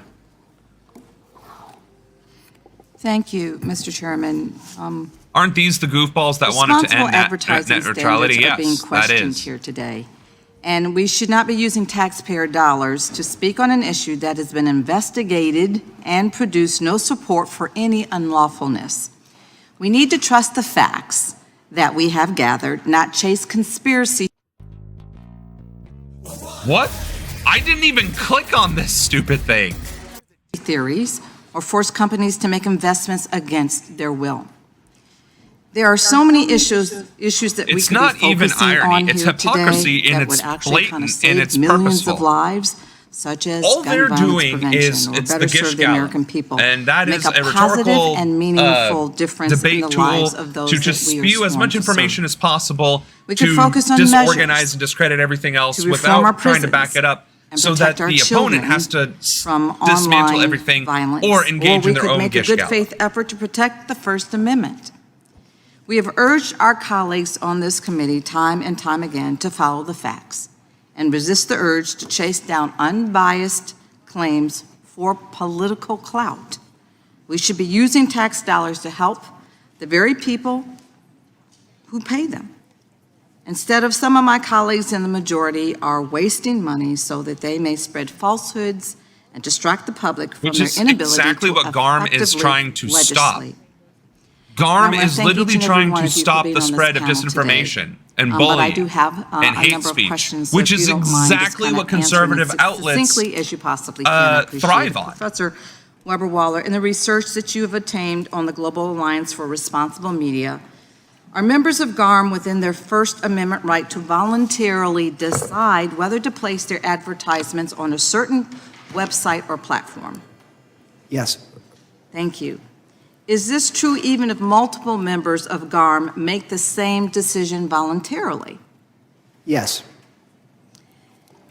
In 2020, Spotify entered into an exclusive deal with a podcaster for $100 million. And on this podcast, the host shared COVID misinformation, including suggesting that healthy young adults did not need to be vaccinated, leading prominent artists to leave Spotify over this. Grossly inflammatory language was constantly being used, including using the N-word repeatedly over a several period of years. Mr. Patel and Mr. Jewell, can you explain why brands would not like to have their advertisements appear alongside this kind of audio content? From a Unilever perspective, it would create damage to what the brands stand for and the equity that we've built for many decades around why they exist. From our perspective, it's much similar. Companies spend billions of dollars over decades building their brands, committing certain values, making it feel safe, making it feel useful, making it earn its place in consumers' lives. When you put it next to something like that, at a time when there's a massive health crisis and these types of comments come out, it destroys those billions of dollars that they've invested over long periods of time. Thank you for those clarifications. Mr. Patel and Mr. Jewell, how do your companies she has to determine spend what time to platforms discredit the products just you wish to use for your belligerent advertisements? and From a Unilever disingenuous lens, rhetoric what that we was do just is, spewed. and it's different for every brand, we have a job to be done for the brand. We have target audiences, so we have selective demographics that we're trying to address through the brand equity, and This then isn't me the team locally trying to will protect work with big the Group business. M They got their to own understand where problems, that and they need content is, and then significant we'll regulation. target But like that through in terms of advertising. just the context of this hearing, I think she that's has exactly to right. If you now want to discredit that introduce a new these pickup truck in America, you're agencies gonna go out and figure are out who colluding is most to likely buy collaborate that, to and violate how do I First match Amendment the brand rights. values of what that truck is with the audience segments. So I'll make it up, but we're going to find men between 24 and 35 who believe in durability, toughness, and they like the message appeal of Made in America. We're going to go find the news outlets that represent that audience best and connect them to that audience. Thank you for those clarifications, Mr. Patel and Mr. Jewell. If the committee decides today that companies must advertise on platforms that are not aligned with their brand, how could this affect the future of advertisements? Respectfully, ma'am, what we believe is that we have a right to choose where we want to choose our investments and where we want to advertise our brands. And this is the part that gets me. Businesses shouldn't, or the government shouldn't be able to tell me whom I have to sell my business to, right? Like with the bakery and all that. But the government can tell you to post ads on all platforms. Are you kidding me? We'll take a break, but you've got several to go. Just let our staff know. We'll go. Gentleman's recognized. Yeah, thank you very much, Mr. Chairman. We know from hearings in this committee that in the 2020 election that ads were throttled from President Trump. And Mr. Jewell, what is Group M doing to make sure that President Trump's ads are not going to be throttled here in the 2024 election? Thank you for the question. Group M works with all of our different publishers and partners to enforce their standards of service, to make sure that we look at what those are. And that's part of the reason that we actually use GARM and others, is to get an industry framework and guidelines and use third parties to look at the content that comes through and make sure that it's performing as it should. So will you be watching companies like Google, like Meta, like X to make sure that they are not throttling information coming from conservatives and in particular President Trump? We actually work with all the major publishers around the world, and certainly here in the United States, and meet with them on a regular basis to talk about their standards of service, their policies, and make sure that they are living to those standards of service. It's really important to us to have choice in this marketplace and to be able to connect our brands and consumers in a wide variety of organizations. So there's a real concern that we see this email. There were some emails that were posted earlier. We have one here from Joe Barone, Managing Partner, Brand Safety Americas.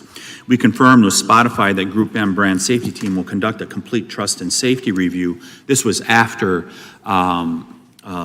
this was in response to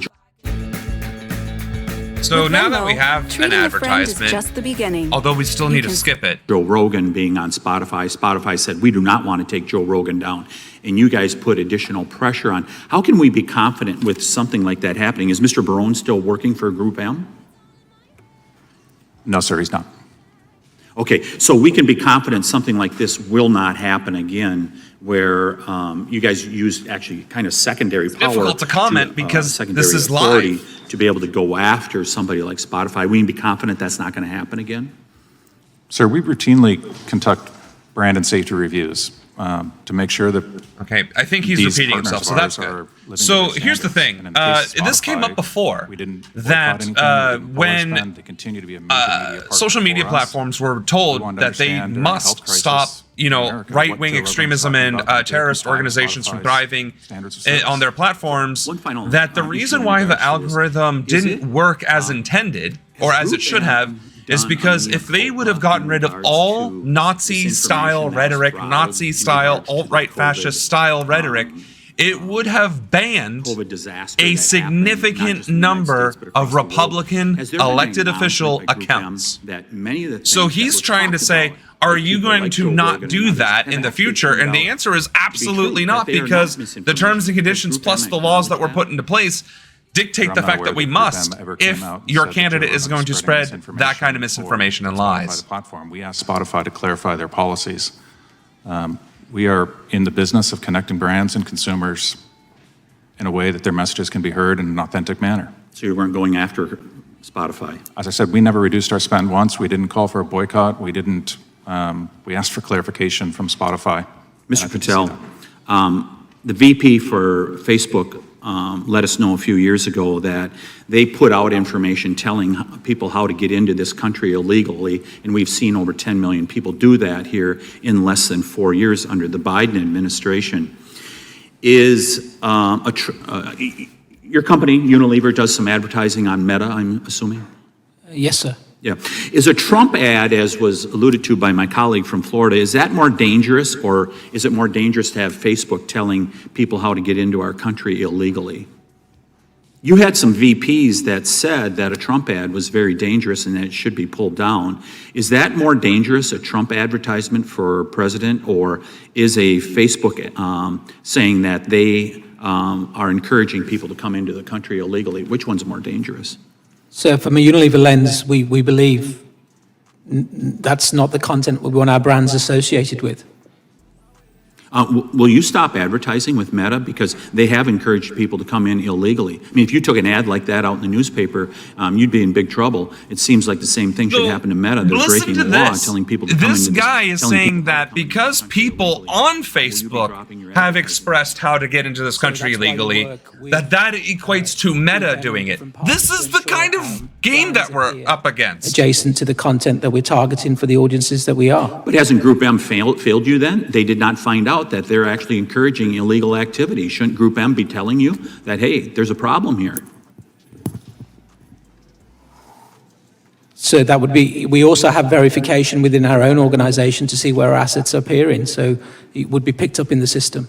I wish I could do some more follow-ups, but I yield back, Mr. Chairman. Gentleman yields back. Mr. Swalwell. I mean, he was trying to follow Mr. Shapiro, or thank you for corner this man. Joining us This today. is I think ridiculous. It is important that you're here as one of the leading conservative voices in the country. And the country has, in the last couple weeks, talked a lot about and Googled. Wait, I thought this was live. Project 2025. It's one of the most Googled search terms right now. Is this not live? And you're not going to get any censorship from me. So I just wanted to know from your perspective, I think it would help us understand but on this just was already like a scale seen. of 0 to 100%. I'm confused now.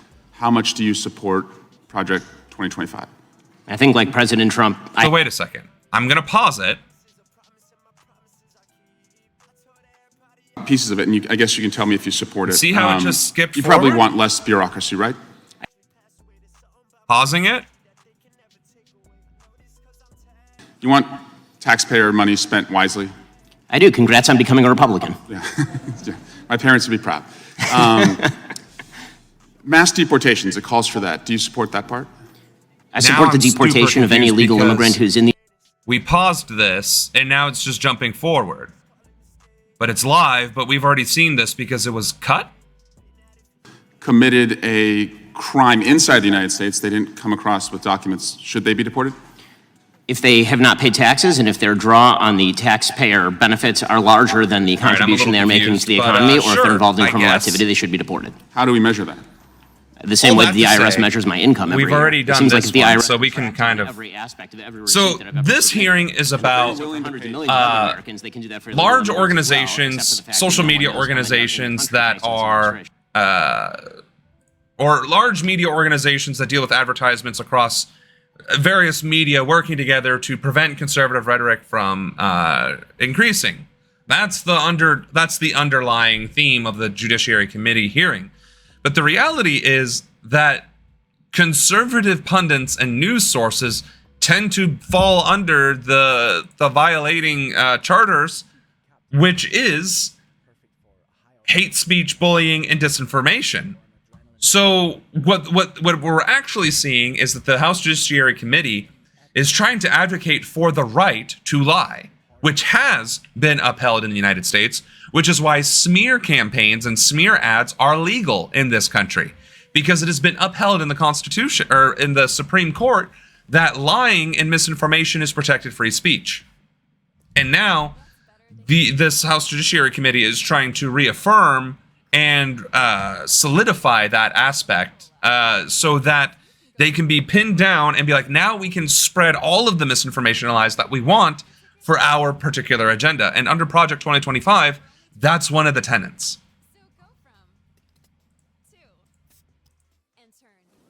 So hold on a second.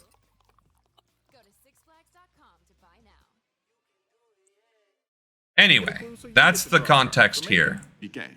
Is it a sin to be gay? I mean, how long do we have here? 2 minutes? I mean, if the basic idea is that sexual orientation is up for government regulation, I'm not in favor of the government regulating the private consenting sexual activity of adults. That is a different thing, once again, from whether the government ought to engage in actual benefits for particular sexual arrangements that adults make. But again, just you to me, is it a sin or not? From a religious Jewish perspective, orientation is not a sin, but activity is. That's also the same perspective of most major religions, so far as I'm aware. Okay. And how about cutting Social Security? Do you support that part of 2025? Whoops. Is appropriate for, say, a 7th grader, and whether they ought to be treated to cartoons and genderqueer. That's not quite the same thing. And just because we found some receipts, you did say, I think homosexual activity is a sin. Yes, I'm a religious Jew, I'm that's sure true. There's a genetic component. You found me out. Orientation, but the view of all religious people I know has always been that sexual behavior is something that is up to you. And you said, I may have a desire to sleep with many women, but I do not. I agree with me. Yes, that's true. Congratulations on your, I'm sure it's very hard to restrain yourself. Mr. Chairman, I just want to shift to Alvin Bragg. So he was supposed to be here we're this allegedly week, and watching he's not coming. The live stream. And Hunter Biden was supposed to testify. Now he's 9-hour deal. not testifying. We were supposed to have votes on articles of impeachment, and we didn't. And again, we're just wondering, you guys write great press releases, but the payoff seems to never come. And so I guess we will just to be keep clear, waiting, and we'll this, do hearings like this. And Gentlemen, finally, this hearing, Chairman, Debbie you Wasserman Schultz was you can involved yell, as well. you cannot yell fire in a crowded theater, and that's a restriction on speech, as you have unless I'm recognized looking before. at something else. But you can yell theater in a crowded fire, and you all can continue to do that all you want, and we'll just waste the American people's time. Gentleman's time has expired, and I remind him of the first rule of holes. When you're in one, stop digging. Chair recognizes Ms. Lee for 5 minutes.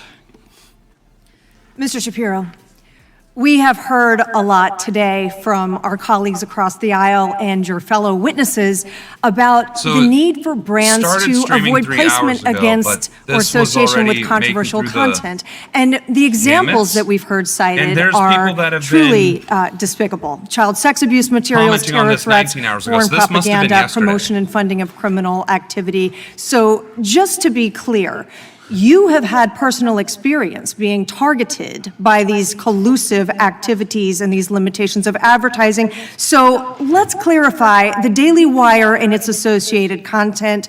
Do you include any child sex abuse materials on your website? No, we certainly do not. Do you promote terrorist activities or ISIS videos? No, we certainly do not, unlike some members of the Democratic Party who seem to be... Do you promote or fundraise for criminal conduct? We do not. Do you share foreign propaganda? We do not. In fact, Mr. Shapiro, is it not true that the Daily Wire website, associated content, and social media involve none of those things and are instead a reflection of mainstream conservative ideas and thought? That is correct. I'd also like to discuss the concept of advertiser engagement and return on investment. Do you have any knowledge or information about the level of audience engagement with advertisers we can't say that, right? And we can also not say that God, we have extraordinary levels mainstream of conservative ideology. Engagement with our audiences, the problem is that mainstream conservative ideology is in violation of a lot of these safety regulations for an advertiser were making a market-based decision. do you have a decision based on actual economic input and engagement with the content consumers? Do you have any information or opinion about whether that return on investment is a good one if they engage with the Daily Wire? I'm obviously biased in this matter, but I obviously think it would be an excellent investment, and we have heard from certain advertisers that what they actually would like is some sort of cover and less public pressure on them so they can make market-based decisions. Now, in your experience, you have actually had your own content limited or removed or censored, have you not? We have. Would you share with us some of the examples of content that you have had limited or censored? Well, let's see. I had about 4,000 of them. Seriously, about 4,000 content enforcements across our various YouTube channels. We've actually had to engage in self-enforcement because the corresponding information that we're getting from social media is so poor. And so one of the things that we've had to do in the past is sort of prospectively remove material in the hopes that we will not be demonetized if we do so. Some of those matters have been, for example, describing the geography of the Philadelphia corridor, which is the border between Israel and Egypt in the Gaza Strip. That could get us demonetized. Any mention whatsoever of a man not being a woman, that will get you demonetized on YouTube, for example. And as I've mentioned, when you're demonetized, it's not merely that you're demonetized, that YouTube then has an interest in preventing the dissemination of your message. So the number of people who will actually see your particular video will be lower than if you are a monetized here's the video. other problem with that. Politics in general is being squashed by every new major platform. Facebook, Twitter, Instagram, LinkedIn, and yes, even YouTube.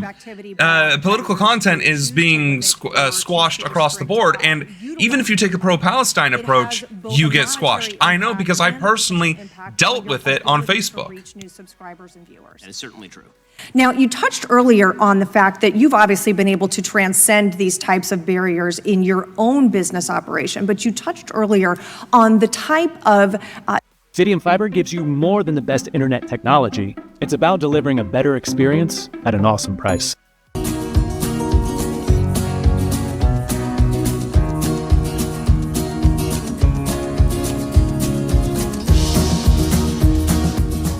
detrimental effect that this has on a new or startup company. Could you explain to us exactly how this type of conduct or this type of collusion can inhibit the ability of new companies to form or new thoughts or ideas to actually reach the American public? Sure. So let's take a look at a startup conservative media company, and GARM decides to apply its misinformation standards, which are extraordinarily broad and subjectively defined, to that conservative startup media company. They have to be extraordinarily careful of what they say, to the extent that they may not report material that they think will be detrimental to them. And we've been demonetized in the past for even pointing out something that's now become patently obvious to the American people, the mental decline of the President of the United States. If you are a startup media outlet and you are focused in on something like that, the possibility that you will then be demonetized by a social media platform based on GARM removing its advertising, using its standards, telling its advertisers not to advertise on these particular platforms, that's going to deprive you of the advertising revenue necessary to actually build your operation, get new reporters, hire new opinion writers, and then do the actual marketing on your own that you would want in order to achieve market share. And you go all over the world and give talks and engage with everyday citizens about the issues that are of interest and concern to them.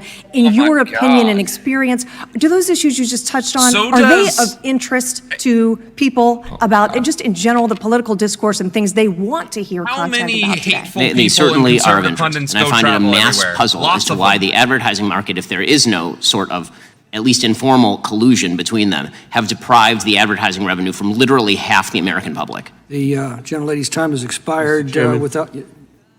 For what purposes, Mr. Chairman, I need to speak to my colleague's comments about Professor Waller. He misrepresented and maligned the witness and falsely represented that the witness has something to do with the majority's far-reaching investigation. Point of order, Mr. Chair. Yeah. GARM testified over a month ago on all these questions. The majority could have invited them to speak at this hearing. They did not. I'm finished. The gentleman has a right to speak on his time, or if it's yielded on someone else's time. If there's no motion involved, the gentleman is not in order. Does the gentleman wish to pursue a point of order? I withdraw it, Mr. Chair.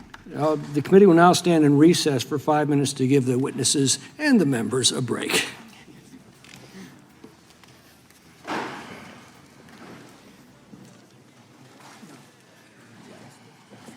Batter up for a night of epic fun at the Pele Museum's MLB Home Run Derby Watch and Gaming Party on July 15th. Watch the Home Run Derby on the big screen, compete for the most virtual home runs, win prizes, and more.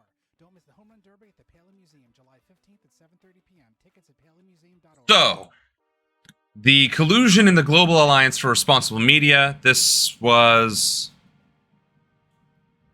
Okay, so this is a 5-hour delay.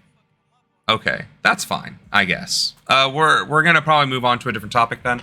But this just goes to show that Project 2025 may be denied, may be argued against, may be trying to be discredited or this, that, and the other.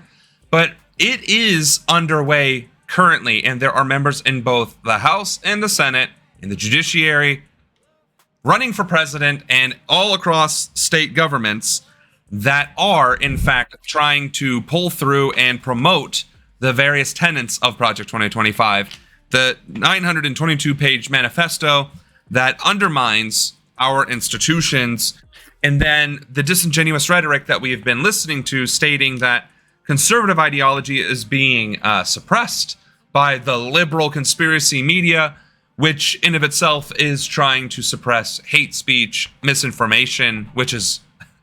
We had that under the I think it was the Fair Reporting Act, but it could be something else.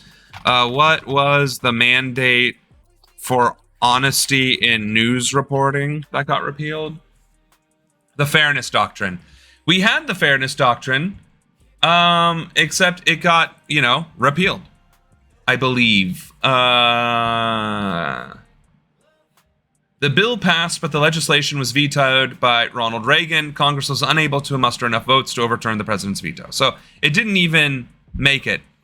And then the vote on the Fairness in Broadcasting Act of 1987, the subsequent veto, and the aftermath of this vote. So again, we had the Fairness Doctrine get put up in front of the office of the presidency, and Reagan, once again, we can point to Reagan for an overwhelming number of problems in our country, to include fairness in reporting. All that to say. It is ludicrously uncomfortable in my apartment right now. Ludicrously uncomfortable. We covered a great deal just now with that. So Again, don't take my word for it. Here's what employees at Group M said to GARM's leader about Fox News, the Daily Wire, and Breitbart News. Employees from Group M said, quote, they hated their ideology. That employee was discussing how to pull advertising from these news outlets.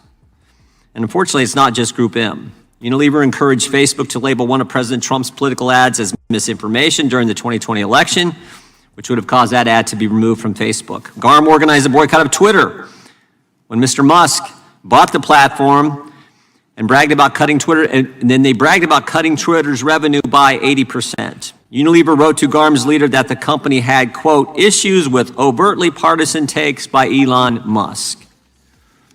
The example Unilever gave was Elon Musk's handling of the Hunter Biden laptop story. Unilever had a problem with Elon Musk releasing internal Twitter documents to journalists and exposing how and why Twitter incorrectly suppressed the story about the Biden's family influence peddling. It's the Twitter files. GARM and its members threaten platforms that don't comply, and the best example is Spotify's, Joe Rogan's comments on Spotify when Joe Rogan's comments about the COVID-19 vaccine. To be clear, any of these companies could... Order for Simone.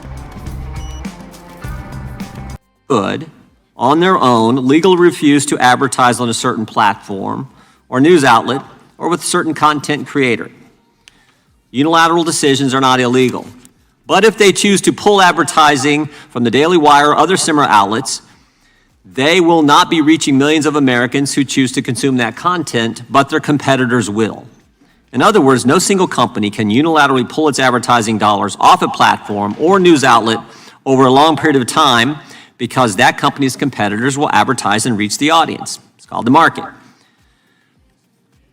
Ørsted, a Danish renewable energy company, explained it perfectly when its employees wrote an email to GARM asking when the Twitter boycott will end. Ørsted told GARM that Twitter, quote, is an important platform for us to reach our audience, so we would like to consider going back. But they looked to GARM for direction, and they were asking GARM for permission. And frankly, that's exactly how cartels operate. They collude against conservatives and other outlets, platforms, and content creators. In fact, they come right out and say it. GARM's leader wrote that the issue with the advertising industry and digital platforms is the, quote, extreme global interpretation of the U.S. Constitution. He also complained taking U.S. norms and applying them globally is something that's a concern, and said there's a problem with Americans' 230-year-old Constitution. If the WFA and GARM are allowed to continue, if these massive companies can collude without consequences, the results will be devastating. If this cartel continues to target conservative outlets, content creators with different voices and viewpoints, and any person that does not recite the so-called mainstream media talking points, there'll be real problems. They will deprive these good journalists and content creators of the funding they need to succeed. They will use their cartel to eliminate competition based on internal biases of these massive companies, and they will deprive Americans of the content that they actually want to consume. With that, I would yield to the ranking member for an opening statement. Mr. Chairman, this hearing has nothing to do with antitrust laws, since the majority's allegations wither under even the most basic antitrust analysis. This is instead another dangerous effort by the majority to bully companies into promoting and supporting far-right extremist views, views that brands understandably do not want to be associated with. In this case, the majority seeks to undermine companies' First Amendment rights and to make it harder for them to avoid monetizing online and offline harm through advertising. This includes harm like the creation and distribution of exploitative images and videos of children, the promotion of terrorism and funding of terrorist organizations, the promotion and distribution of foreign propaganda materials, and the promotion and distribution of racist, hateful, and discriminatory content. Under the majority's theory of supposed antitrust harm, advertisers who do not want their expensive ad campaigns placed next to hate speech, pirated copyrighted material, foreign propaganda, and other harmful content are, quote, colluding to demonetize so-called conservative content.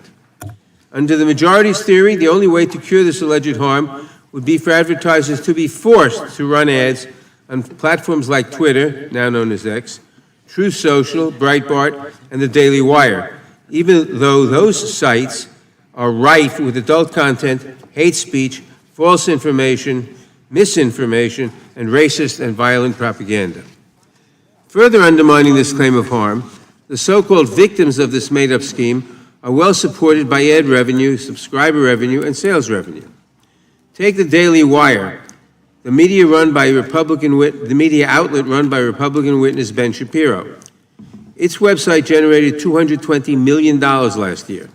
The show is the 13th most popular podcast in the first quarter of 2024. His website has over 15 million followers. Maybe he is the across voice his of- main social media He's just a handles, pundit, though. He's an including on entertainer sites that are at the end members of of the the day. Global Alliance for Responsible Media, known as GARM, the target of today's hearing. And the Daily Wire, quote, received more likes, shares, and comments on Facebook, unquote, which we should note is a member of GARM, than any other news publisher by a wide margin in 2021. And even the video in which Mr. Shapiro claims to be the victim of global advertising organizations was itself supported by advertising revenue and is available on YouTube, a member of GARM. This hardly sounds like the victim of a conspiracy to suppress content. But Mr. Shapiro's content is not alone. Many so-called conservative brands have made notable gains in corporate reputation among consumers, and several brands that call themselves anti-woke have entered the market to cater to customers who wish to vote with their wallet. Advertisers have the right to target their ads to the platforms, websites, and venues they choose. By forcing advertisers to run ads on websites that they deem to contain harmful information and content, the majority would be undermining those companies' right to free speech under the First Amendment. It's also an essential tenet of a... So I don't agree that companies have First Amendment rights. They don't have any rights because they're companies, not people. That being said, forcing a company to advertise on a given platform, yeah, that's a problem, right? Especially in the same breath when you're saying companies shouldn't be regulated, you want to then force them to capitulate to your will. That is the definition of collusion. Market concentration, from online platforms to drug pricing. We'll just let We that did all this continue. because we took our job seriously, to protect competition in the marketplace. We understood the unique importance of the federal antitrust laws, not as a weapon to use against our political opponents, but as an essential component of the American social contract. Unfortunately, this majority has picked a different direction. Under the direction of the chair, the committee is abusing its oversight authority. The Republicans are so committed to the belief that conservative content, in quotes, is being censored.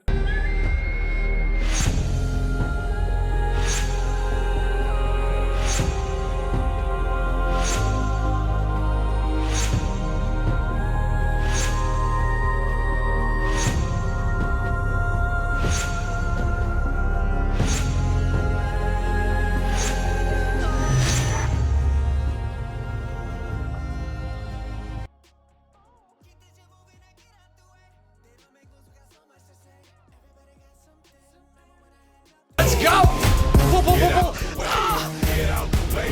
Excuse me. Companies afraid to speak to each other about the real connection between the online monetization of criminal and harmful content and the funding of offline harm. Make no mistake, the companies represented here today and the others that are part of GARM want, first and foremost, for customers to see their ads where and when they expect them and to make purchases based on those ads. But secondly and importantly, they do not want their expensive ad campaigns to fund people, one, who pirate content, two, who promote and execute terrorist acts, three, who make and distribute harmful and exploitive images of children, and four, others who use the internet to distribute and fund crime. Republicans are so determined to prove the conspiracy theory that conservative content is being censored that they will do anything, including launching a fruitless and harmful investigation to bully companies that do not hold their views. I hope that we will get back to doing the serious work of the American people very soon and not continue to waste taxpayer dollars on fishing expeditions designed to help hate and criminal activity spread on and offline. I thank the witnesses for appearing today, and I yield back the balance of my time. Gentleman yields back without objection. All of their opening statements will be included in the record. We now introduce today's witnesses. Mr. Christian Jewell is the global CEO of Group M, one of the world's largest media buying agencies with more than $60 billion in annual media spending. Group M's agencies. All right. I think we're done with that. One, I get it. That is some political junkie stuff right there. That's some, you gotta really care about the nuance of the politics and not the excitement of politics. I get it. And I apologize.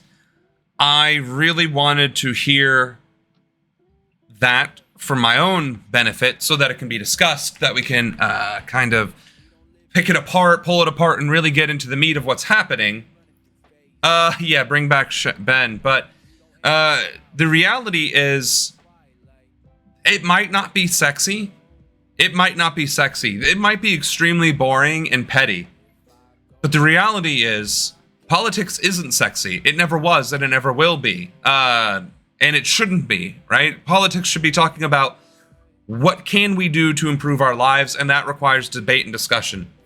The difference between that and what we just saw is that the conservative bloc is literally trying to dictate the terms of what is and what isn't acceptable discourse, right?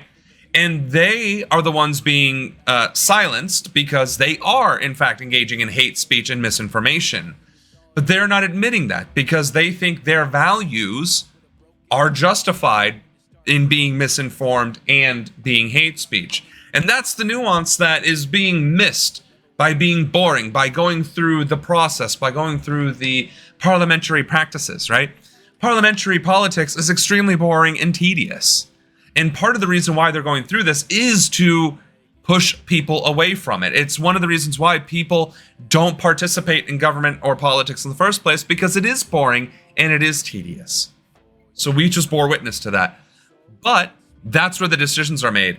That is also where the discourse happens and where the changes happen at the national level. And if this Judiciary Committee has its way, we will be forced to endure significantly more conservative rhetoric, misinformation, and lies. to include hate speech. And if Project 2025 comes to fruition, more so than it already has, it only gets worse. We literally will have a propaganda machine facilitated by the President of the United States, their administration, and all of the organizations supporting it.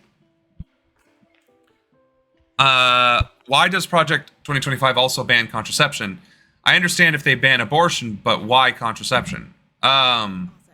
They want to control women, and they want white women to have babies.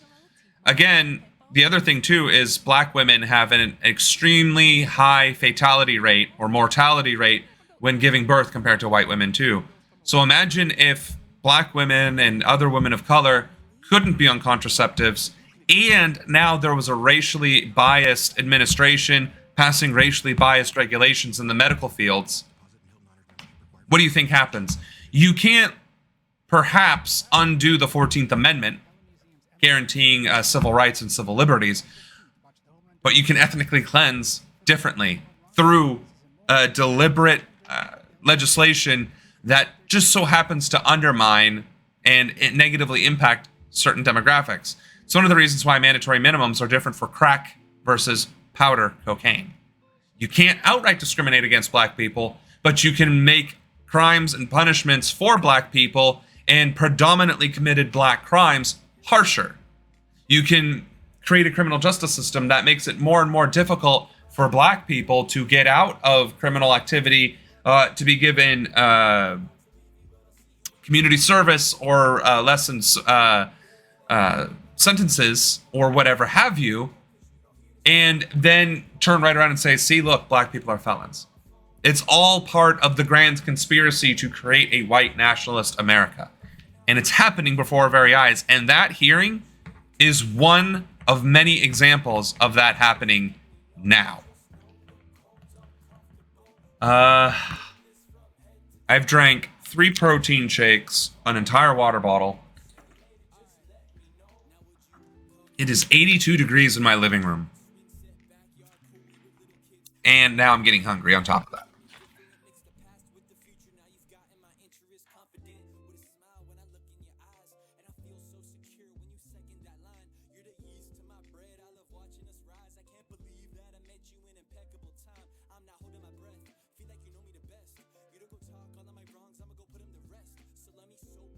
Can the U.S. stop bringing color terms? No. Because we haven't even evolved past that. We haven't evolved past it in the first place, so we can't even stop using it. More appealing to advertisers. Today, however, trust in news sites is at a low point, and brands generally... So, Jim Jordan, 2 hours ago. Yeah, I guess we could. I don't want to bring up Ben Shapiro. I really and truly don't want to bring up Ben Shapiro. He shouldn't. He has a big enough. He has a $220 million platform, and he's bitching about not being on Facebook or Twitter or YouTube.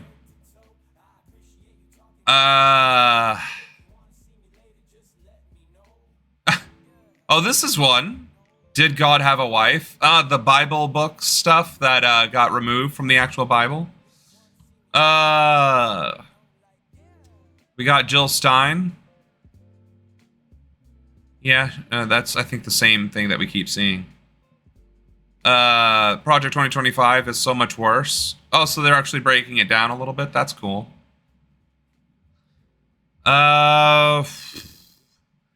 Joins calls for President Biden to exit the race. Not that that matters.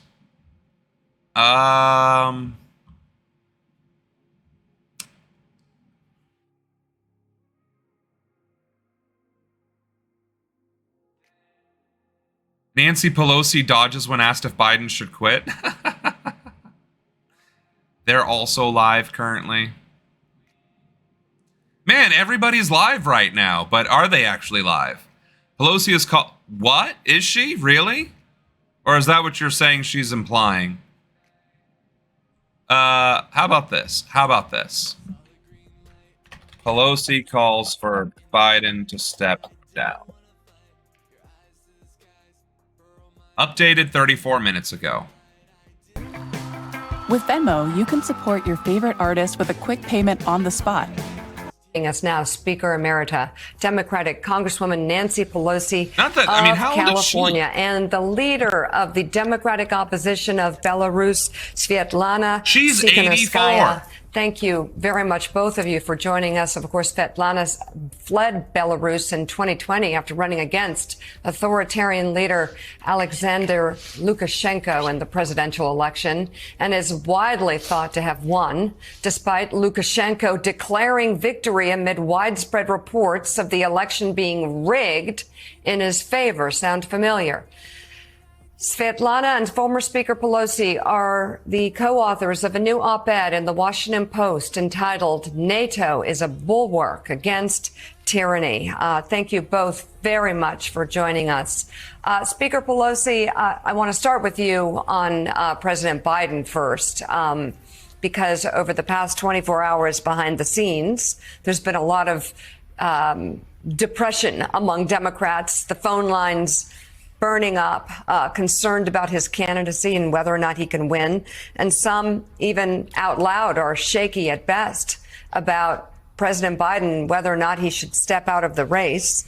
The headlines, the polling, it all feels very dark. How do you think the president is doing in light of his poor debate performance? Can he do more? And what do you say to Democrats in Congress and even members of the Senate who are beginning to waver in their support?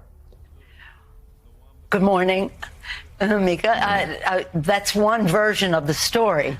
What I do want to say is that yesterday I was honored to be present at the president's speech at NATO.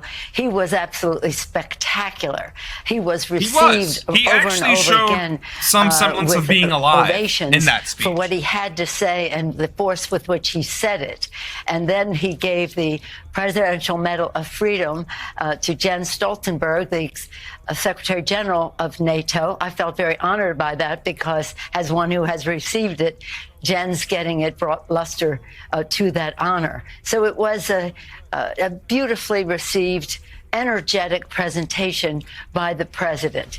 Politics is politics. People have their interest in terms of their own region and the rest. And so we are the Democratic Party, a party that is, shall we say, not lockstep. But this president has been a great president.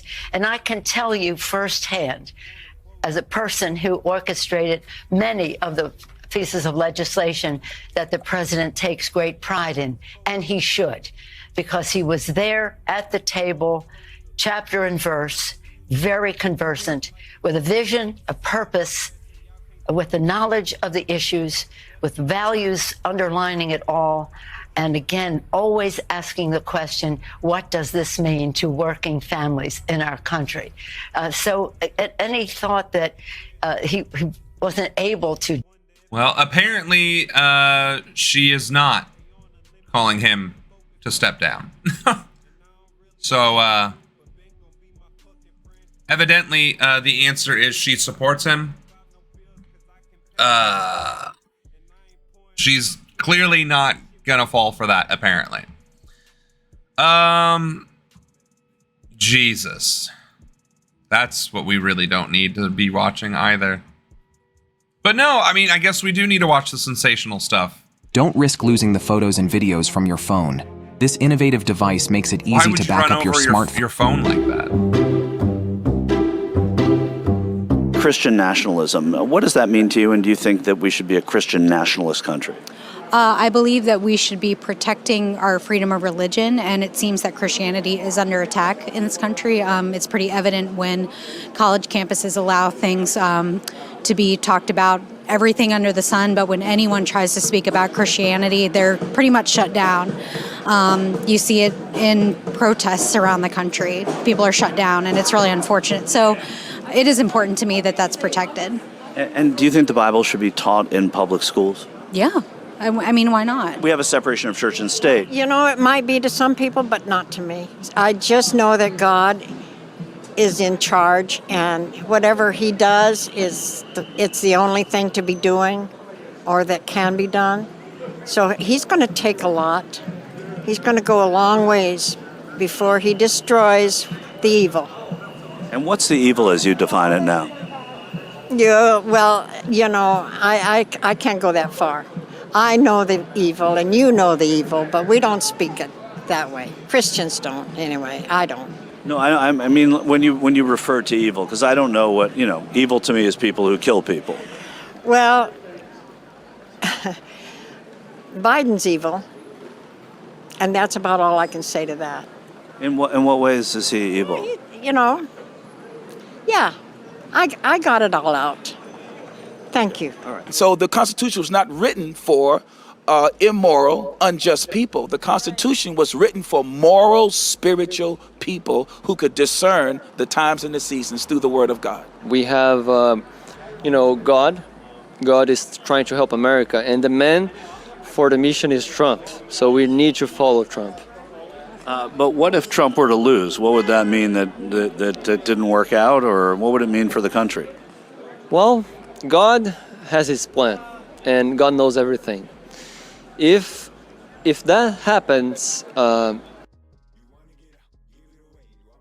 this is on the same par of why is Ben Shapiro being treated as a legitimate source? He might make $220 million, but so did Alex Jones. So does Joe Rogan. That doesn't make them legitimate sources of information. It makes them entertainers that are very, very successful. So now we have Christian nationalists who are just completely in the just tunnel vision. Well, it's the God and it's Bible, and if Trump wins, it's God's will, and if he loses, well, it's still God's will, but we'll have to figure something out, and it's wrong. Like, this is the part that frustrates me the most, is this is why I say, like, this is not a battle of intellectuals, okay? We're not fighting nuance. We are fighting cult-like mentality. That is literally what is happening here. This is brainwashing. Granted, from a Christian skewed point. Well, they also say God's looking out for them, but God's plan is for their overlord to lose, but nobody can question God's word, right? So if God is in charge and it's God's will for things to happen as they have, then wouldn't it also be God's will that, black people have the right to exist, transgender people have the right to exist, progressivism has a right to proliferate, and that perhaps taking care of people is the actual thing to do? Never mind the fact that that's exactly what the Bible says. Love thy neighbor. I mean, it means suffering for the people. And I don't think God wants that at this point in time. I think that most of America is a faithful people. America is actually following Christ more than we think. And I think that God knows this. Do you think America should be an exclusively Christian country? Yes, but I think that it should be a Christian country. And let's say we became a Christian country. What would you say to your Jewish friends and neighbors? Well, I think that the base of this nation was Christianity, and they know that, just like Israel was the Jewish religion, and we know that, and we love them, and we respect them for... Well, what did I just say? What did I just say? This isn't an intellectual battle. It is an emotional one that is dealing with indoctrination and just straight up zealotry. But I need to tell the truth about America based on what you see from afar? Yeah. And where's this guy from? He's probably an immigrant. Still brings the slave mentality. You're 100% correct. Workers are slaves to corporations, and the conservative wet dream is to make that an absolute reality, not just an implied one. How their nation is, and they respect us for how our nation is run. And I think that, both nations are very, very close, commandments-wise and everything. I think that the right path is to keep America share the same America. book. But we have a separation of church and state in this country. There is separation, but not in the Constitution. The Constitution was based on our Heavenly Father.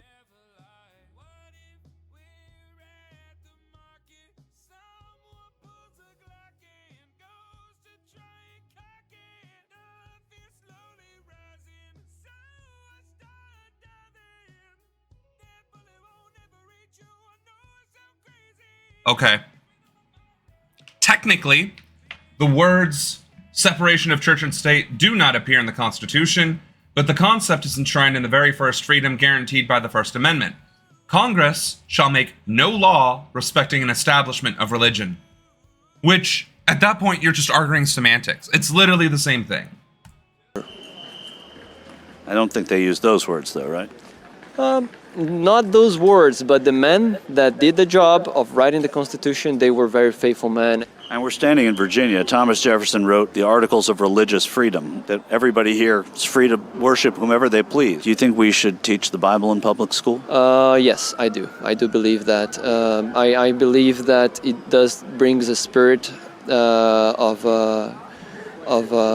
America, and that it helps the children. You know, Michael Flynn, he said that if the country is one nation under God, it should be one nation under one God. Do you agree with that? Yes, I do. Yes. So what would that do for Donald Trump's Jewish children who don't worship the same God? But don't they still? I mean, it's still the same God. They just don't worship Christianity. Well, they don't worship Jesus. Right, right. Isn't Jesus the God of Christianity? Well, he is. He's 3 in 1. And what about our Muslim people in the country? Should they be made to worship Jesus as well? No. I guess everybody. We should have our. How about we keep religion out of it? Michael Flynn the other day said that the country is one. That was impressive. You actually made a Christian nationalist say we shouldn't force people to convert. That was impressive. That was probably the most impressive thing. That was the most impressive thing I've seen so far. Yes, she wants the Bible and she wants America to be a Christian nation, sure. But she drew the line at forcing conversion. Good on that.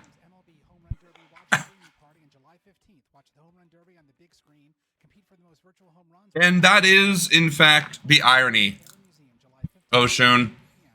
The 3 monotheistic religions praise the same God. Literally. Not figuratively, not hyperbole, not exaggeratingly, it is literally. Maybe you don't agree about this, but African Americans still have the mentality from slavery era. Yes and no. There is a yes part and there is a no part. The no part is that most black people do stand on their own and they do try and create their own identities in the world. The yes is because police, government, finance, education, work, everything in this country goes out of its way to prevent black excellence from thriving. And I say this to say this next part. Simone Biles is by far the most exceptional gymnast talent in all of history, and she is still being throttled for her talent. And she is not being overtly celebrated by conservatives who support their white athletes, right? Who support the excellence of football players. But Simone Biles is so utterly dominant in her field.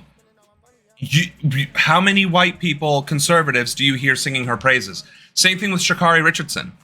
She is the fastest female on the planet, and she's American. But she's black with her long hair and her fingernails. Again, just to be treated as an equal, a black person has to be exceptional just to be treated fairly, right? A black person who's wearing baggy clothing will immediately be considered a threat because society has ingrained that image into our minds for decades, since the beginning. Ever since the quote that I hear most often is ever since slaves stopped working for free, black people were called lazy. So yeah, it's definitely a mentality because it is a mentality that is reinforced constantly at every single level of our nation's society. Grind culture contributes to slavery mindset, but that's not just black people, it's everyone. Correct, right. I can feel the spirit of redemption in African Americans. No, I agree. I do agree. there is that spirit of Black people taking back ownership of their livelihoods and their identity. I just want to reiterate that in 6 minutes, I'm going to have to hop off the stream to do an interview. That interview is not necessarily going to be a political interview, but there will be political elements to it. So hopefully we can share that interview once they launch it. And I'm guessing this is the voice channel I need to be. So the good news is we might be able to continue, and you can just watch me do the interview part. No. I shouldn't try and conflate the two. But yeah, this is the country that we're dealing with right now, and the country that we deserve are two entirely different things. And that is the reason why this channel exists. It's one of the reasons why I'm trying to do much better in my content creation and delivery and expansion. I don't know how to grow a channel. I don't know much about social media marketing, but whatever we did yesterday was profoundly successful. So hopefully we can continue along those lines. But all that to say, I think we're gonna wrap up here so I can get prepared for the podcast recording. As always, I appreciate your time and I appreciate your support.